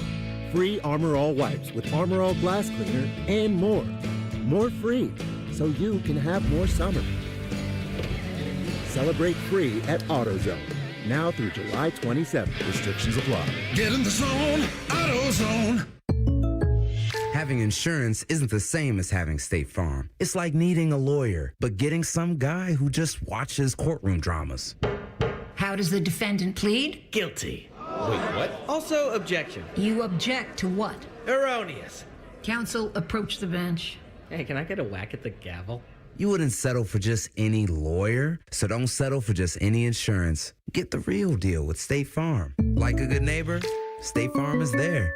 The rings, the moment, the forever. Make it unforgettable. Join us July 24th and 25th for Diamond Seller's Wedding Weekend. Enjoy preferred bridal pricing on wedding bands and engagement rings, now up to 30% off. Visit Diamond Seller on Selma Road or at Easton Town Center.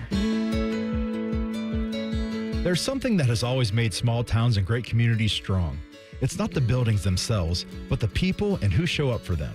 The businesses that don't disappear when the work is done.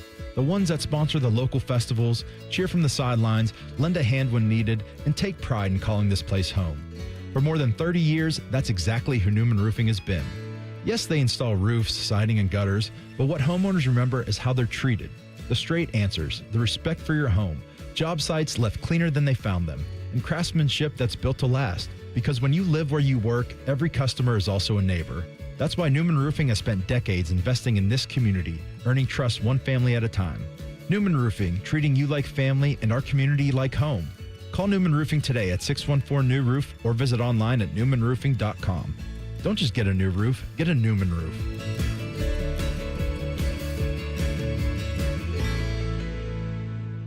Every year, tens of thousands in Central Ohio choose Columbus State Community College to start what's next.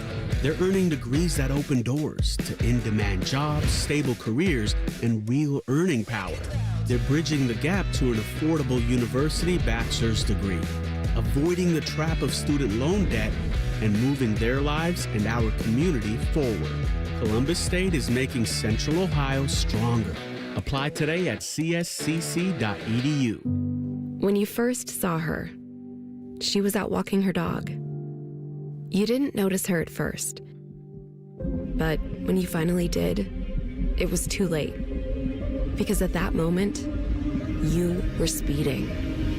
She was out walking her dog and only had a second to let go of the leash. Your foot was on the gas, and her life was on the line. Speeding catches up with you.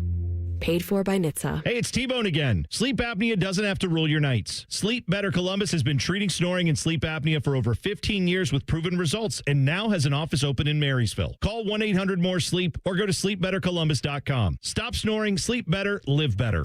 Broadcasting live from the McDaniel GM Superstore Studios, driving excellence since 1916. Chevrolet. Together, let's drive. WBNS HD1 Columbus. Good morning, I'm Eric Reeser. The NHL will go to 84 games this upcoming season. First time since the 93-94 campaign. Teams will play more than 82. You'll be able to hear all Blue Jackets hockey games right here on The Fan. But the NHL is going to take over broadcast operations for the upcoming season on the television side. League will also take over game production duties for the Hurricanes, Wild, and the Blues. Jackets will open the preseason Monday, September 21st, hosting the Detroit Red Wings. In baseball Tuesday, Guardians look to make it 2 straight on the Twins. Cleveland hosts Minnesota tonight at 6:40.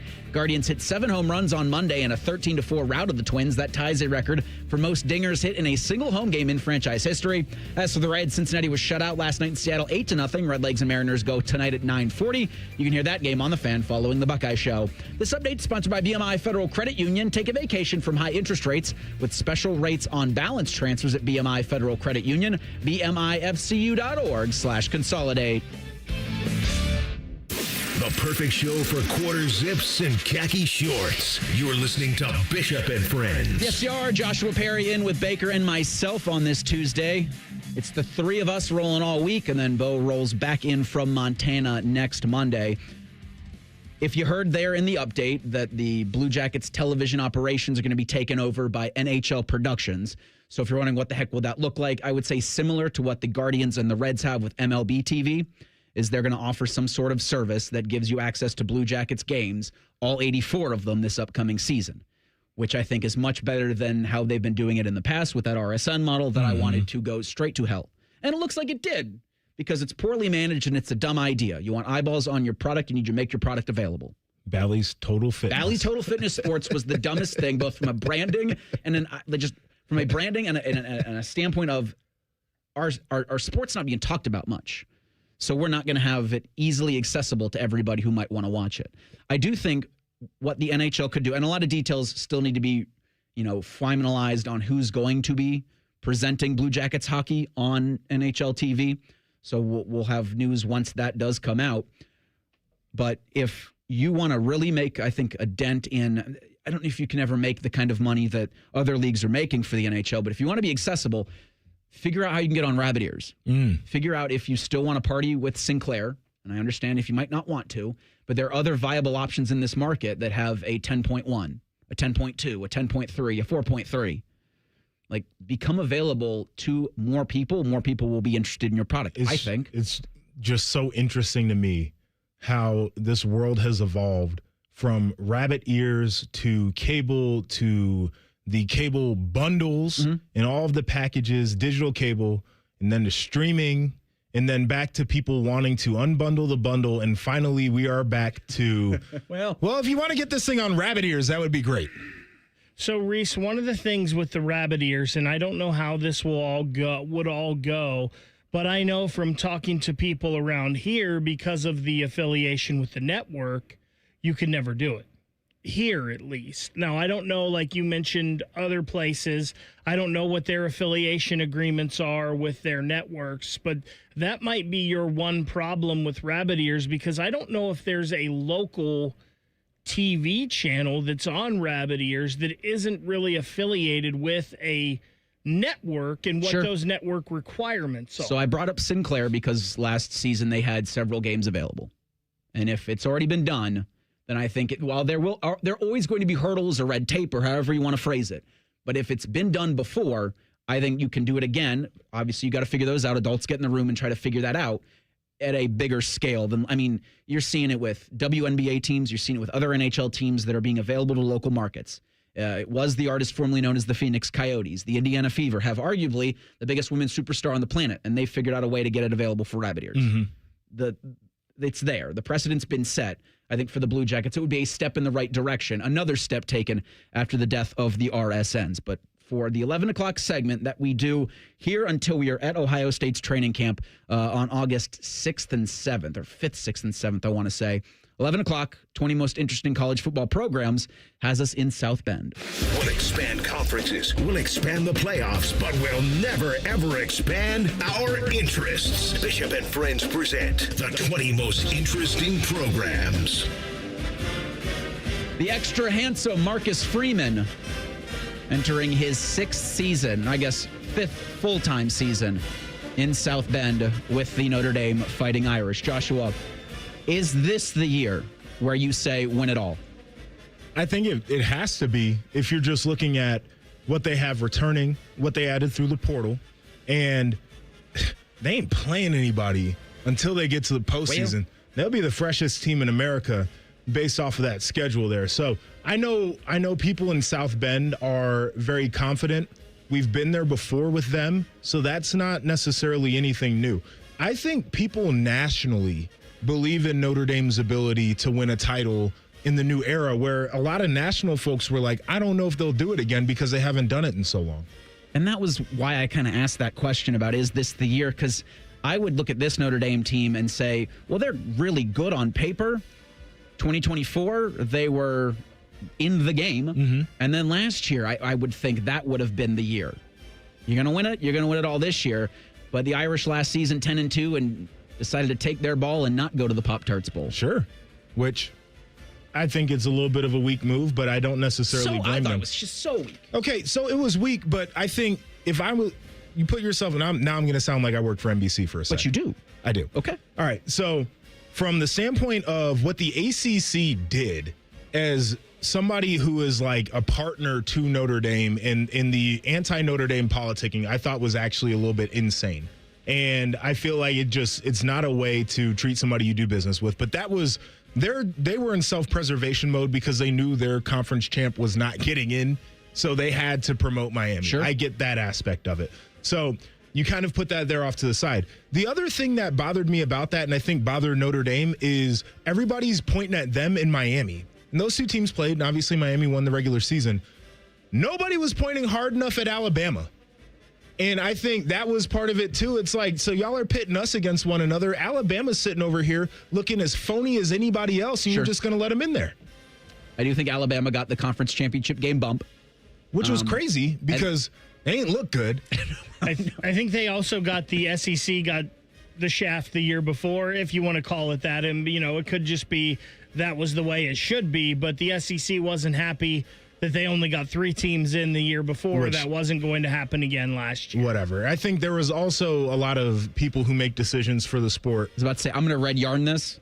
And every year, I think either the week before the final CFP reveal or 2 weeks before, they pick a team and they say they're getting it. Well, I think they were too weak to say that conference championships are less valuable in this era. And I don't think they wanted to ever punish a team from the Big Ten or SEC that made it to a conference title game.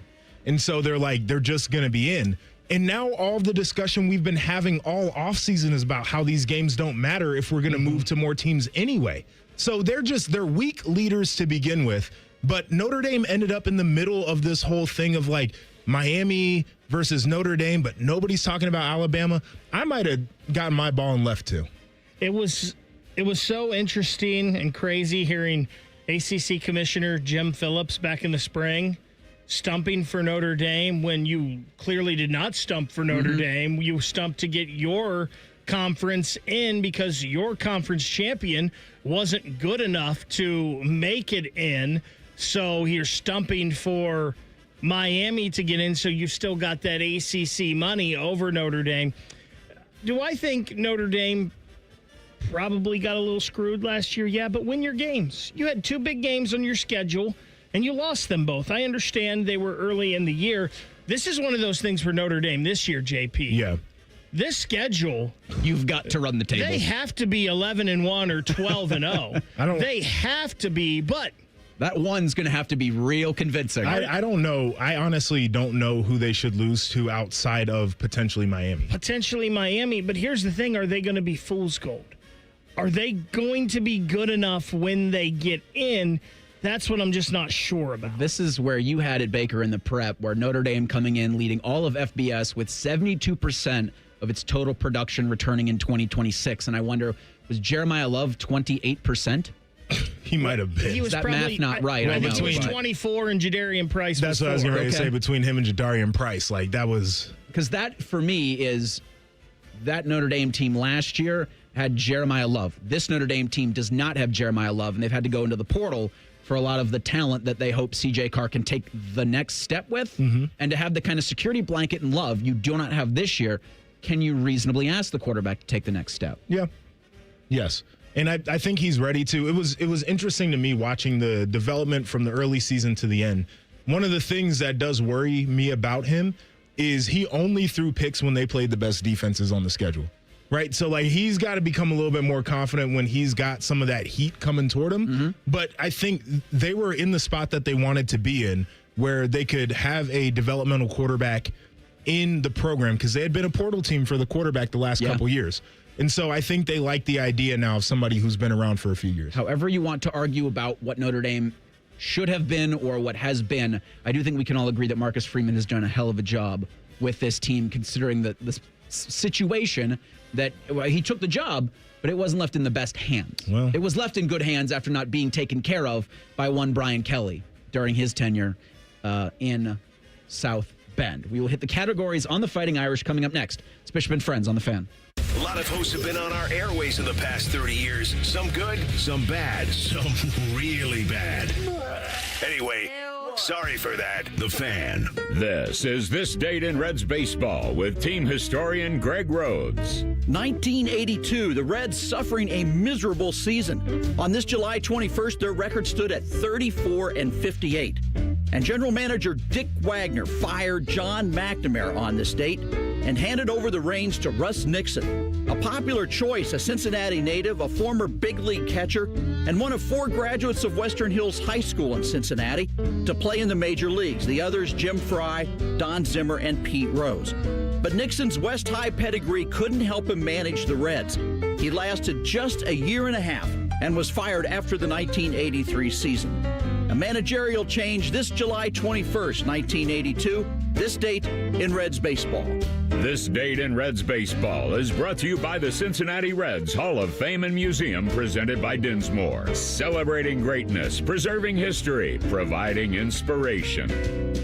Hey, this is D. Miller. Declare your independence from low testosterone at Low T Center. Start with the free T test. Stay on the treatment for 90 days and receive $250 back. It's the Low T Center 250 for 250 offer. Book your free T test at fixedbylowt.com. You know, not everybody needs a truck, Matty. True. That's why I love what McDaniel GM Superstore in Marion is doing with the 26 tracks LT Midnight. You can buy it for as low as $365 a month. Or lease it for $219 a month. That's an easy number for anybody starting out. And if your kid needs a car, this is the deal they want. Terms and conditions apply for well-qualified buyers. McDaniel GM Superstore, just off Route 23 North on 95 in Marion. Or go browse it right now at McDanielGMSuperstore.com. McDaniel, when you want it done right. Chevrolet, together, let's drive. Bring bold flavor to every cookout with Billiards Plus. Shop top-of-the-line grills and turn every cookout into a win. Then bring the fun inside with pool tables, shuffleboard, and more. Everything for the ultimate game room. Billiards Plus. Grills, games, and good times. Online or on Dublin Center Drive in Dublin. There's this thing repair people do nowadays. Mappo's Plumbing. Sure, we do have a dispatch fee. It's $1 zillion. A dispatch fee, a trip charge, going out to your house bill. Bippity Bing Bong Electrical. Our trip charge is a nice new car. But not Apex Pros, the pros who knows. When you call Apex for repairs on your AC, plumbing, or electric, there's no dispatch fee. Thank you for calling Apex Pros. Why would we? Kinda silly to ask for money before we do anything, isn't it? We give you an upfront price only after we know what's really going on. We think it's the right thing to do, instead of... Slappy's AC, electric, plumbing, dry cleaning, haberdashery, and chiropractic. Of course we charge to come out. $1 kajillion, 3 diamond rings, and 2 exotic pets. Apex Pros. Never a dispatch fee. Examples of competitive rates may have been slightly exaggerated. Columbus loves Apex Pros. The pros who knows. ApexPros.com. What defines Ohio? A place that dares to go first and never looks back. There's no slowing us down. In Ohio, we're powering America, discovering breakthroughs, driving the future, propelling tomorrow. At Jobs Ohio, our mission is clear. Strengthen job opportunities and empower Ohio's workforce. Ohio, our time is now. See Ohio's momentum at jobsohio.com/Ohio's time. This is Lieutenant Governor Jim Tressel. If you're driving and take a quick glance at your phone, more can happen than you might think. Because taking your eyes off the road for even just a moment is like driving the entire length of a football field blind. Don't let those few seconds distract you from what's right in front of you. Phones down, eyes up, Ohio. What's the best way to make sure you don't miss any of your favorite fan shows? Oh no. Download the Fan app, silly. Ah, damn it, I knew that. App Store, Google Play, or just scream right at your phone. Psst, you can also listen to Buckeye games. Do it now. Fan weather. From the Logan AC and Heat Services Weather Center. We'll see areas of thunderstorms into the afternoon today. Some of those could be strong with gusty winds, also locally heavy rain possible. Should catch a bit of a break for part of the afternoon before a few more storms may develop for the evening hours. Otherwise, look for highs in the lower 80s, pretty humid as well. Tonight, clearing skies, mid-60s. Then for tomorrow, mostly sunny and pleasant, highs in the mid-70s. For The Fan, I'm 10 Weather Impact meteorologist Justin Gertz.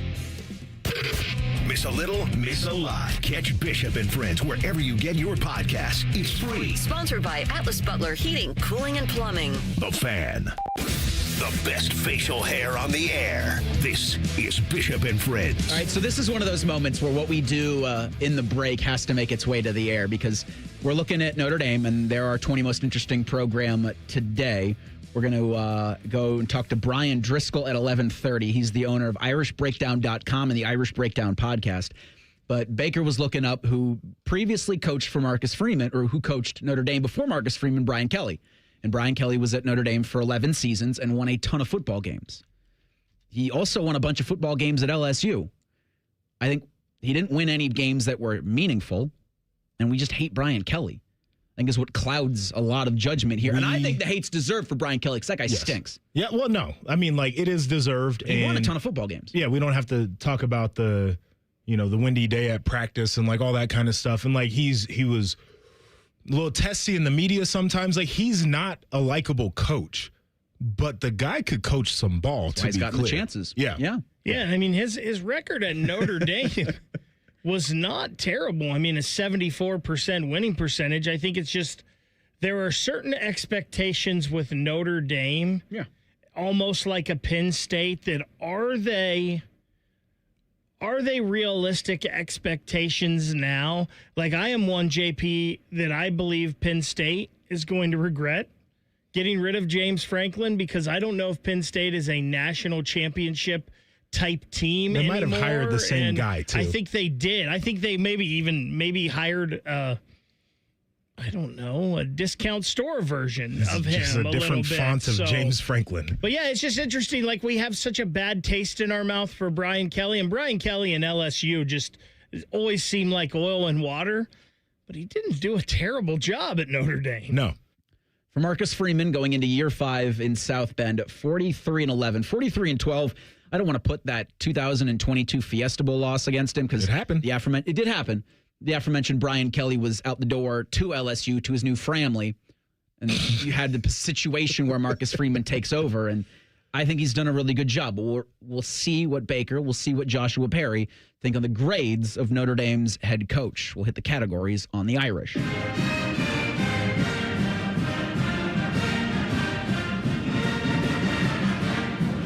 So I know you're liking this. I love most college football fight songs. I do not love this one. This one's right there with Hail to the Victors for me. Why? I've never associated Notre Dame or Michigan as something I'm a fan of. I've always disliked Notre Dame, and that's growing up. Fair enough. Right? So it's just because of my biases. Like, I've never played as Notre Dame or as Michigan in the college football game. I never played as those schools, didn't like them. When I was Pittsburgh, I would always crush Notre Dame, always try to crush Notre Dame in the regular season.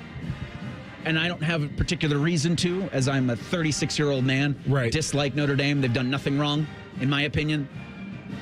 Not really.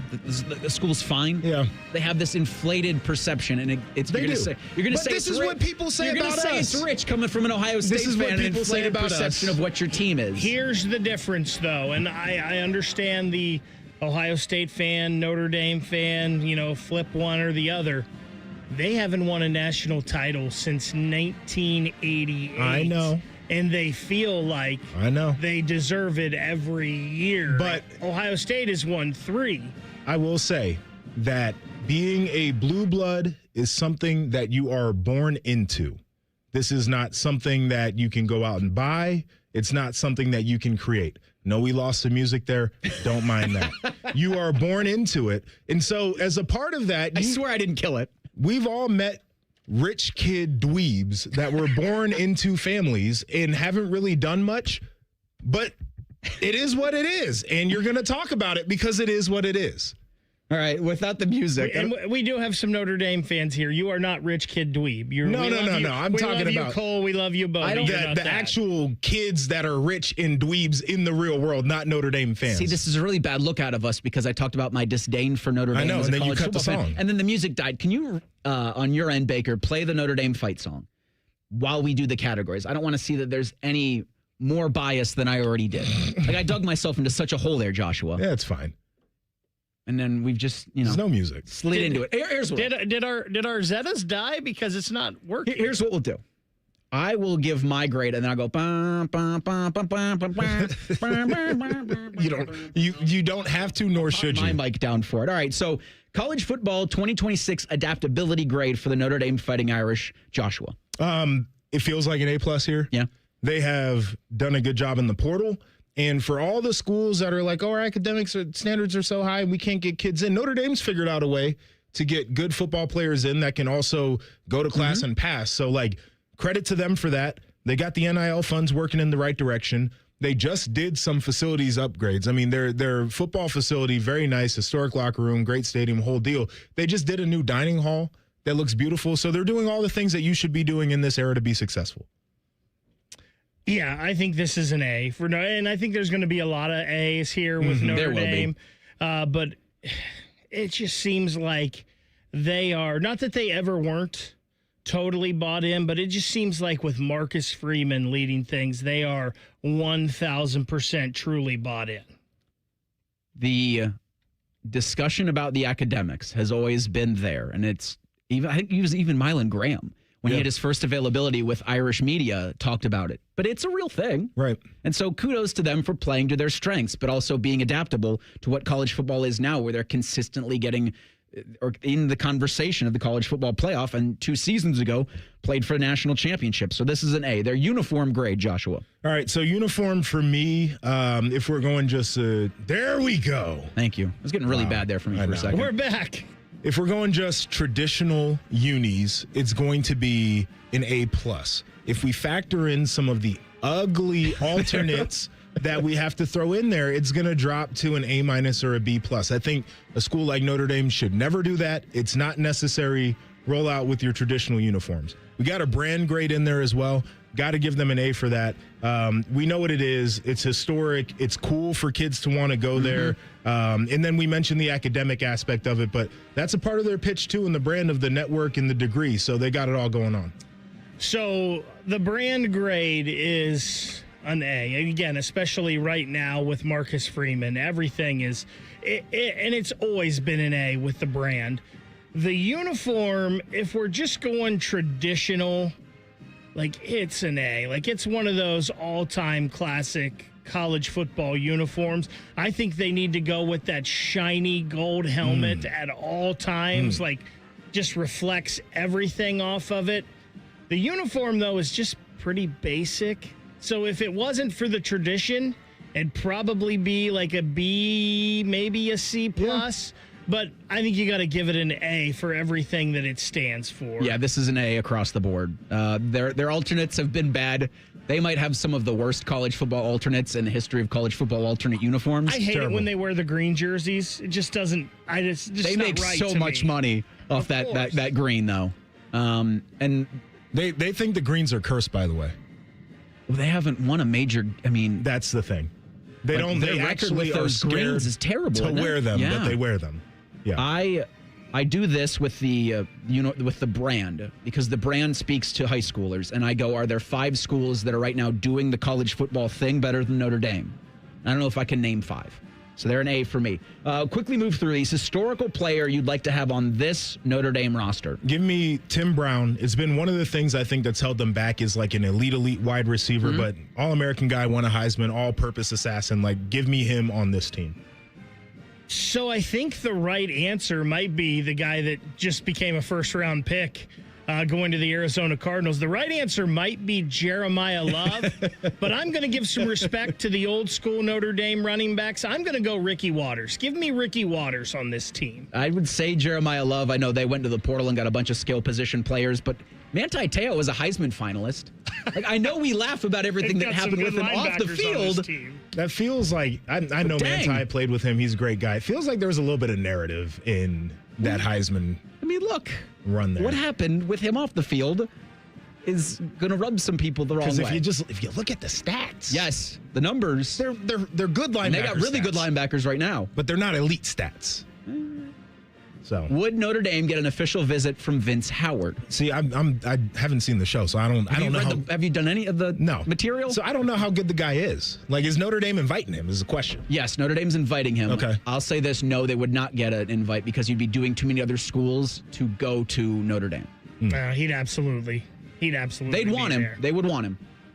Would coach grade for Marcus Freeman? I'm somewhere between a B+ and an A- right now. You have the national title appearance. You cannot discount that. He's had some ugly losses, and I know he's a young coach still, but that has to factor in. Got him on the right trajectory. He's doing everything right. Players absolutely love him, so it's probably more toward A-, but there have been a couple slip-ups. I think with those ugly losses, you could go in the B+ range, but I think this is an A-, and I think it's teetering on going up to an A.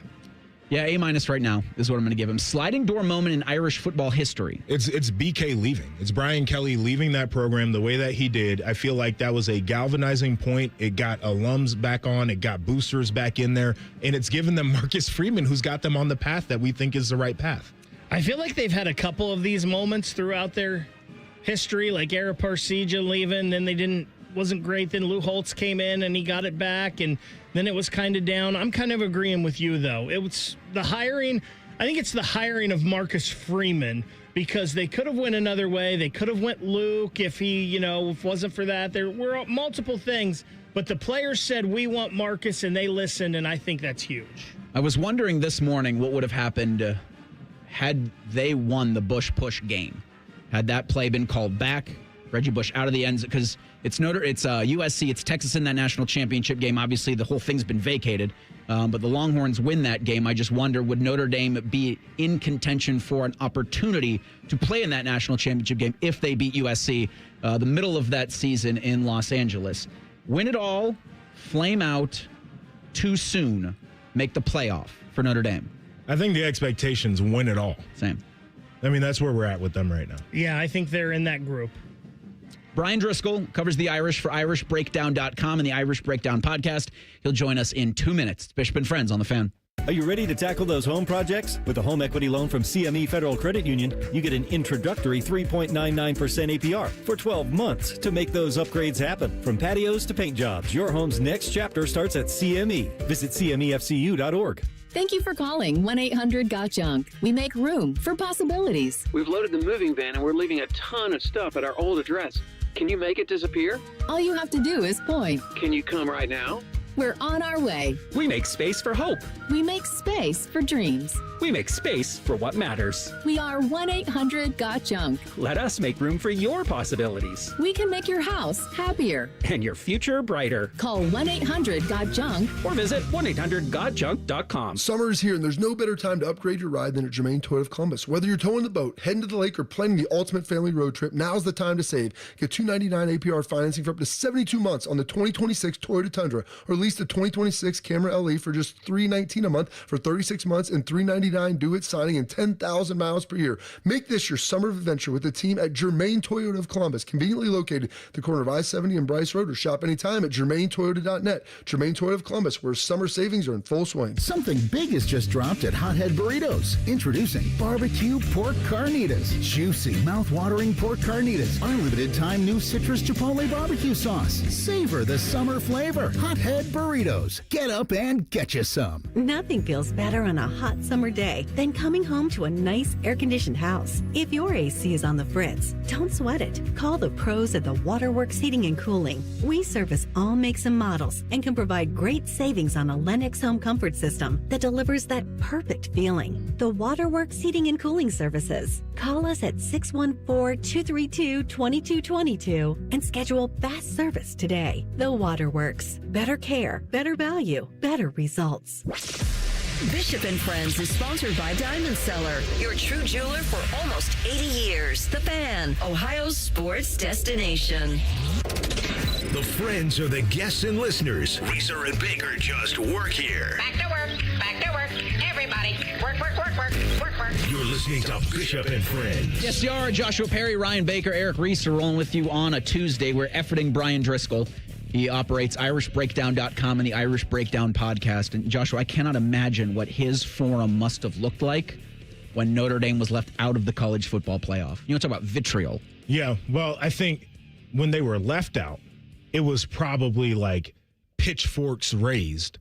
And then when they said, you know what, we're just not going to participate in the postseason, I bet there was just, they were taking a victory lap on dunking on college football. And I'd imagine, for fan short for fanatic, there's probably some in the fan base that look to Marcus Freeman, in his going into his fifth full season and saying, if this happens or if we lose a game or we lose 2 games in the season, there's heat on your seat. Because it's just the fanatic aspect of it. But I don't know right now who Notre Dame could get or have that would be in a better spot right now than Marcus and what he's been able to do. Because with Notre Dame, and they don't have the singular billionaire booster, but they've got so many boosters that have deep pockets that are willing to provide. And I do think there's so much to be said about having the proper person as the CEO to go and have conversations with people about how much you're willing to donate to this program. Yep. What are you willing to give and put into this program? Yep. They've got those people all across America too. Yeah. I met a family over the weekend who's got some ties to Notre Dame, and over the lifetime of the 2 generations of the family, they donated $80 million to that university. They live right here in our backyard. Those people are everywhere.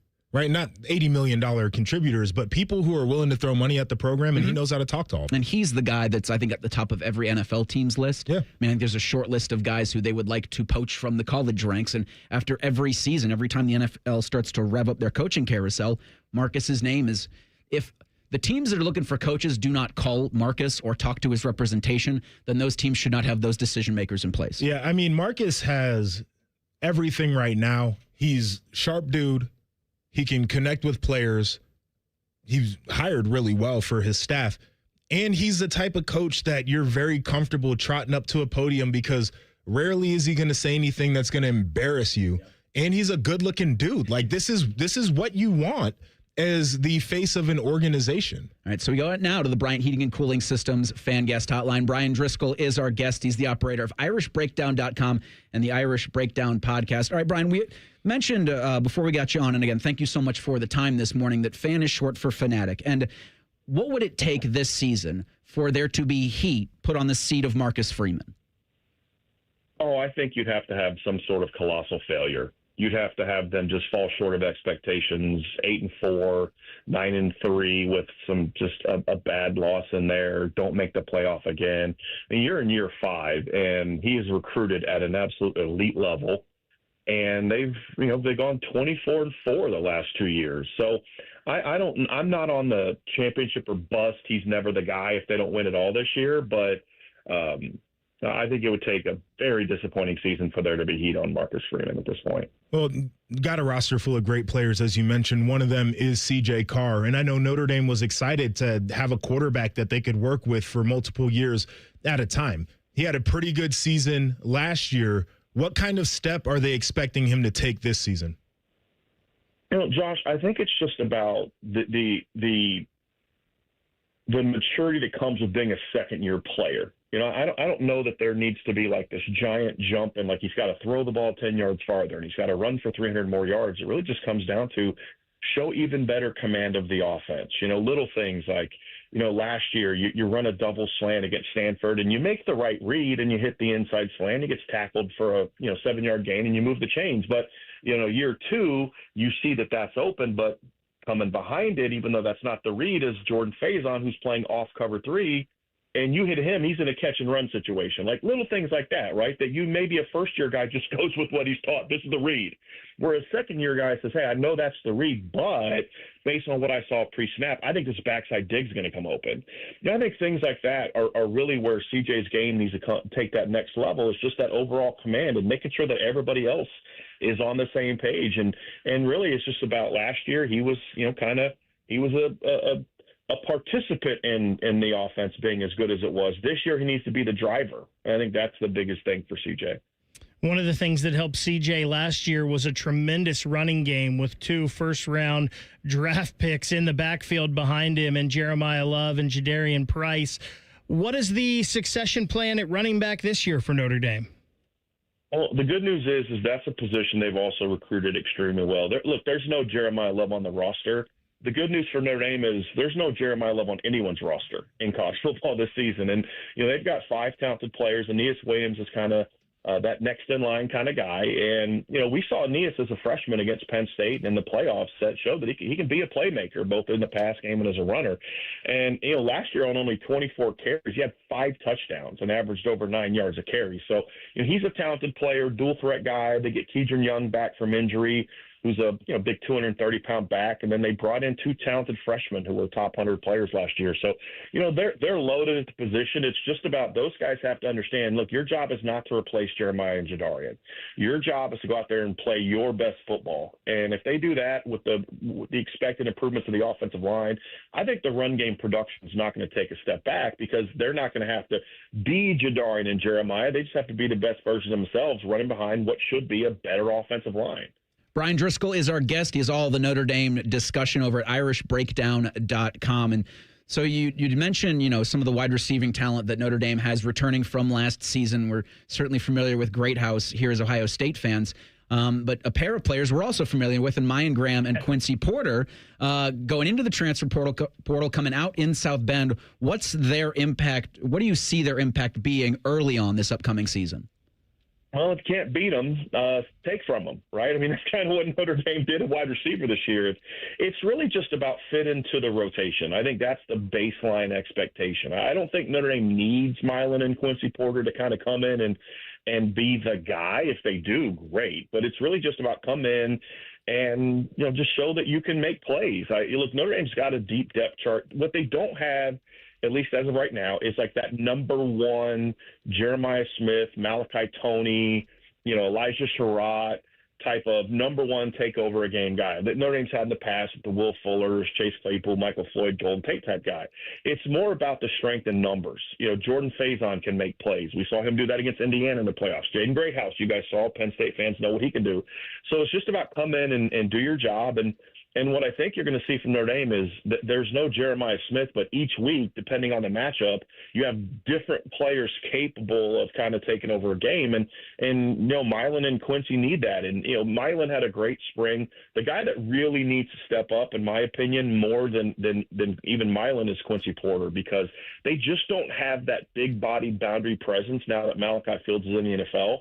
And, Quincy can give him that, but that's quite a jump going from 4 catches to now you have to be the guy, and he's going to compete with some other talented players. But I think that's the one that Notre Dame's fingers crossed is really hoping can take a big jump this season on top of what Milan already did in the spring.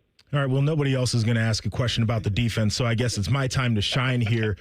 Chris Ash came in last year. He's a guy I played for. I think he's a really good ball coach, but it got off to a bit of a weird start, made some improvements over the course of the year. What is the next evolution for the defensive side of the ball for Notre Dame?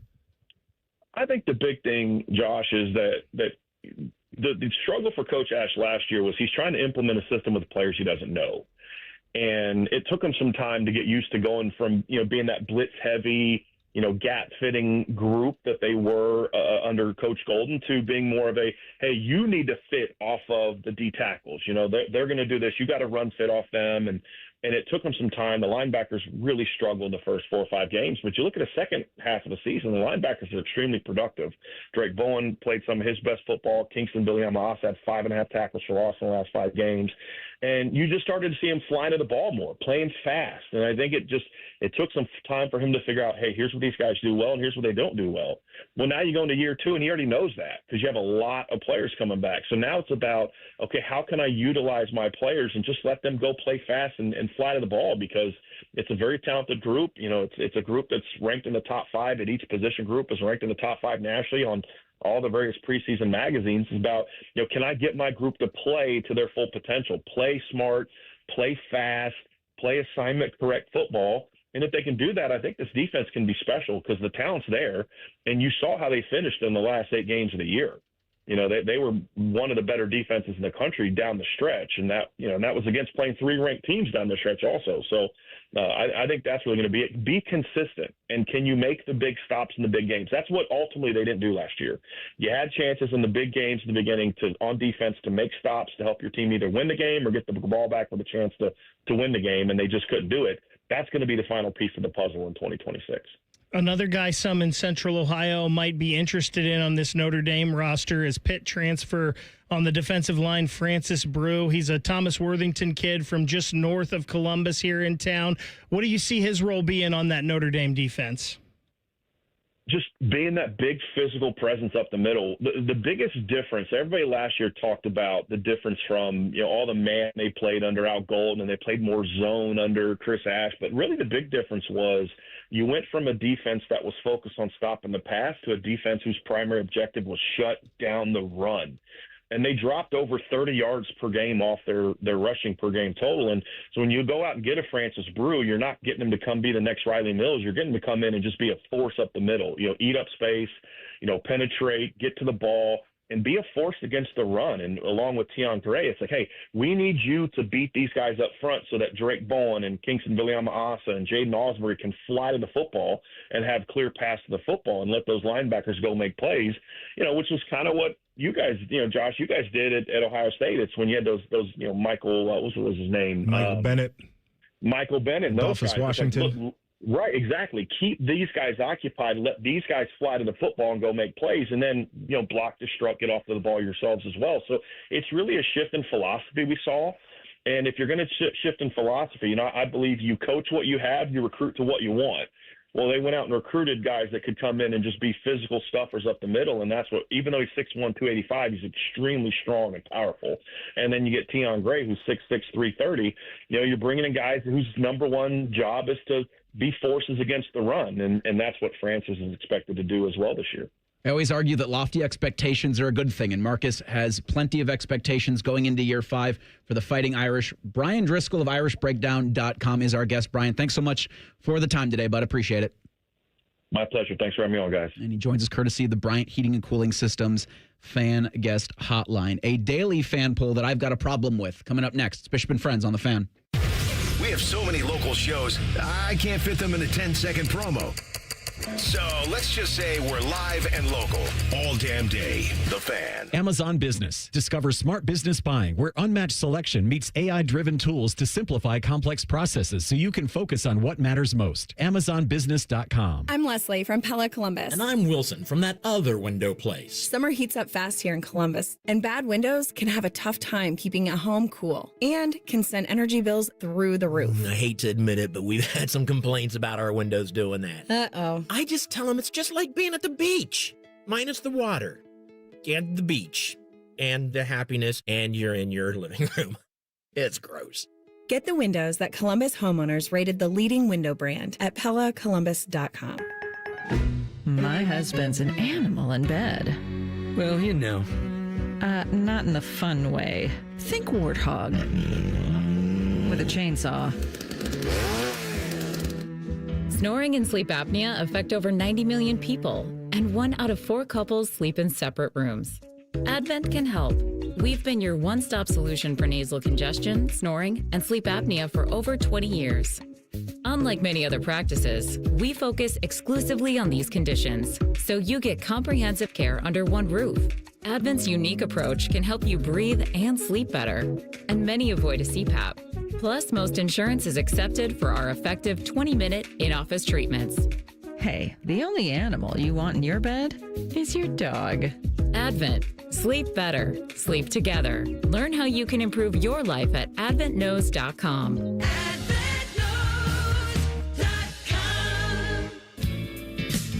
Fall is a season of change, and Hinderer Motor Company is turning over a new leaf with big savings. This is Justin Hinderer. Right now, any one of our participating locations is paying up to $3,500 over Kelley Blue Book value. That's right. Drive in your current vehicle and leave with one of ours today. Don't wait. The leaves are falling and so are the prices. At Hinderer Motor Company, we love what moves you. How many of you have had your garage floor done? I'll wait for the answer. Yeah, that's enough. How many of you think it looks like crap? That's because it is crap. One quick call to Comer & Cross Concrete Floor Coatings at 1-800-NEW-FLOOR, and they can install a gleaming new Comer & Cross garage floor in one day. A Comer & Cross garage floor is the gold standard. It's like pulling into a new car showroom every night. And here's the best part. It is guaranteed your garage floor will never chip, crack, or show tire lift like epoxy or paint ever. And listen, you lazy bum, they'll even take the stuff out of the garage for you. They're all certified uniform pros, no subcontractors at Comer & Cross. This is a premier product with premier results, and they hired a premier endorser to tell you about it. For your quick and easy Comer & Cross garage floor quote, call 1-800-NEW-FLOOR now. That's 1-800-NEW-FLOOR, or go to comercross.com, C-O-M-E-R cross.com. Get in the zone, AutoZone. Summer's finally here, and we're kicking it off with a whole lot of free. Free brake pads with Duralast rotors. Free oil filter with 5 quarts of oil. Free Armor All wipes with Armor All glass cleaner, and more. More free, so you can have more summer. Celebrate free at AutoZone. Now through July 27th. Restrictions apply. Get in the zone, AutoZone. Having insurance isn't the same as having State Farm. It's like needing a lawyer, but getting some guy who just watches courtroom dramas. How does the defendant plead? Guilty. Wait, what? Also objection. You object to what? Erroneous. Counsel, approach the bench. Hey, can I get a whack at the gavel? You wouldn't settle for just any lawyer, so don't settle for just any insurance. Get the real deal with State Farm. Like a good neighbor, State Farm is there. Your favorite fan shows are available as a podcast. What a concept. And don't miss exclusive podcast content like Austin and Byrne. Listen on your schedule from anywhere in the world. Available wherever you get your podcasts. All your favorite fan shows are available when you want them. Head to 971thefan.com and hit that subscribe button. The Fan, Ohio sports destination. When General Sherman marched through Georgia, he was listening to this show. Use your skills for good, young warrior. This is Bishop and Friends. All right, the Daily Fan Poll is sponsored by JT's Pizza and Pub. It asks, would you watch SEC football games if the conference were to break away from the NCAA? We're a couple hundred votes on this thing. 66% of you said no. 66% of you, just like Friday's Daily Fan Poll, are liars. That's what I said initially, and it was off of emotion purely. Sure. Like, I'm turning the games on. You're watching. Yeah, you're going to watch the games, and maybe some of you will closet watch them. You won't let anybody know that you watched the game, but you certainly will have consumed it. How much it means to you, I'm not sure, but you guys are watching college football on a Saturday. Let's be clear. That's really all you need to say about it. Yeah. I know the SEC thing, we sit here we're in our Big Ten tribe, and we go, boo the SEC, and we celebrate with T-shirts that reflect a Michigan, an Ohio State, and Indiana national champion. But you would watch the college football if the college football was offered to you. Mm-hmm. It's similarly like with the NFL consolation game. We talked about this on Friday. You would absolutely watch the NFL consolation game. The thing about it is the SEC thing's more likely to happen. You'll never get a third-place game in the NFL because they have to be collectively bargained. And right now, the league and the Players Association just have too many things on their list. Yep. That they're not going to worry about a consolation game right now. Now, I've maintained, Joshua, that the NFL is trying to make another day in the calendar so they can play games on that one. You want to call it Flopper Day and have it after between Sunday and Monday. They would absolutely try to play a game on the day that they've created. And it feels like they're getting close to having the power to create another day, right? Like that's what all they got to do is get their guy into the White House. Who's to say that can't happen? Powerful cartel in the world. 1, 2, 1, 2, 3 things. Sponsored by Newman Roofing. For all your roofing, gutter, or siding needs, call Newman Roofing today at 614-NEW-ROOF or visit online at newmanroofing.com. I mean it when I say it. Thank you to everybody for coming and interacting with us in the YouTube chat every single day. Regardless of what you say, I appreciate that you're taking time out to come and talk to us, whether you disagree with us, whether you can't stand us, however it might be. The YouTube chat, the community that we formed from it, has become one of my favorite things with this radio show that we do on a daily basis. Cardinal, Mr. Leaper, thank you guys for reminding me what I have to do tomorrow is get your Hey Guys questions at 10 a.m. Because the 20 most interesting programs, we're doing Hey Guys tomorrow at 10. So if you get those in now, I can curate them and we can have more to do. And you maybe do the job for us and we have like a whole half hour booked already. Well, but Hey Guys, tomorrow at 10 a.m. Thank you to the guys in the chat for that. I also am a lover of the chat. If I could get paid to just be in the chat during shows and make commentary, that would be... Don't throw that out there. Well, we'll see. If they match the Joshua Perry money to do that, yeah. There's no such thing as Joshua Perry money. What do you mean? Everybody's got a price. All right, so my first thing, I was scrolling through social media. I saw that Steak and Shake now makes you scan a QR code before it will activate the soda fountains inside the store. And people were like, this is a little bit insane. It's feeling whatever. And they basically said that they have a new system. It limits everybody to 40 ounces of a beverage while they're in the restaurant to keep prices affordable. And I guess my response to that is, I don't know, right? I'm not in that business. How much money you lose from people getting a water cup and getting soda. Mm-hmm. It can't be that much that now I have to feel like we're locking everything in the store down. It just feels like a bridge too far for me. That's excessive. Also, just pay for your damn soda. Well, I mean, what are we doing? Come on. Oh, I'm a big water cup guy. I mean, who's got the QR code just ready to go? Like, who's wanting to do all of this? They hand you a little card and they're like, scan it. First thing for me, ESPN is going through a massive amount of layoffs today. It seems like Carl Ravitch and David Lloyd. Those two guys have been at ESPN for a combined 62 years.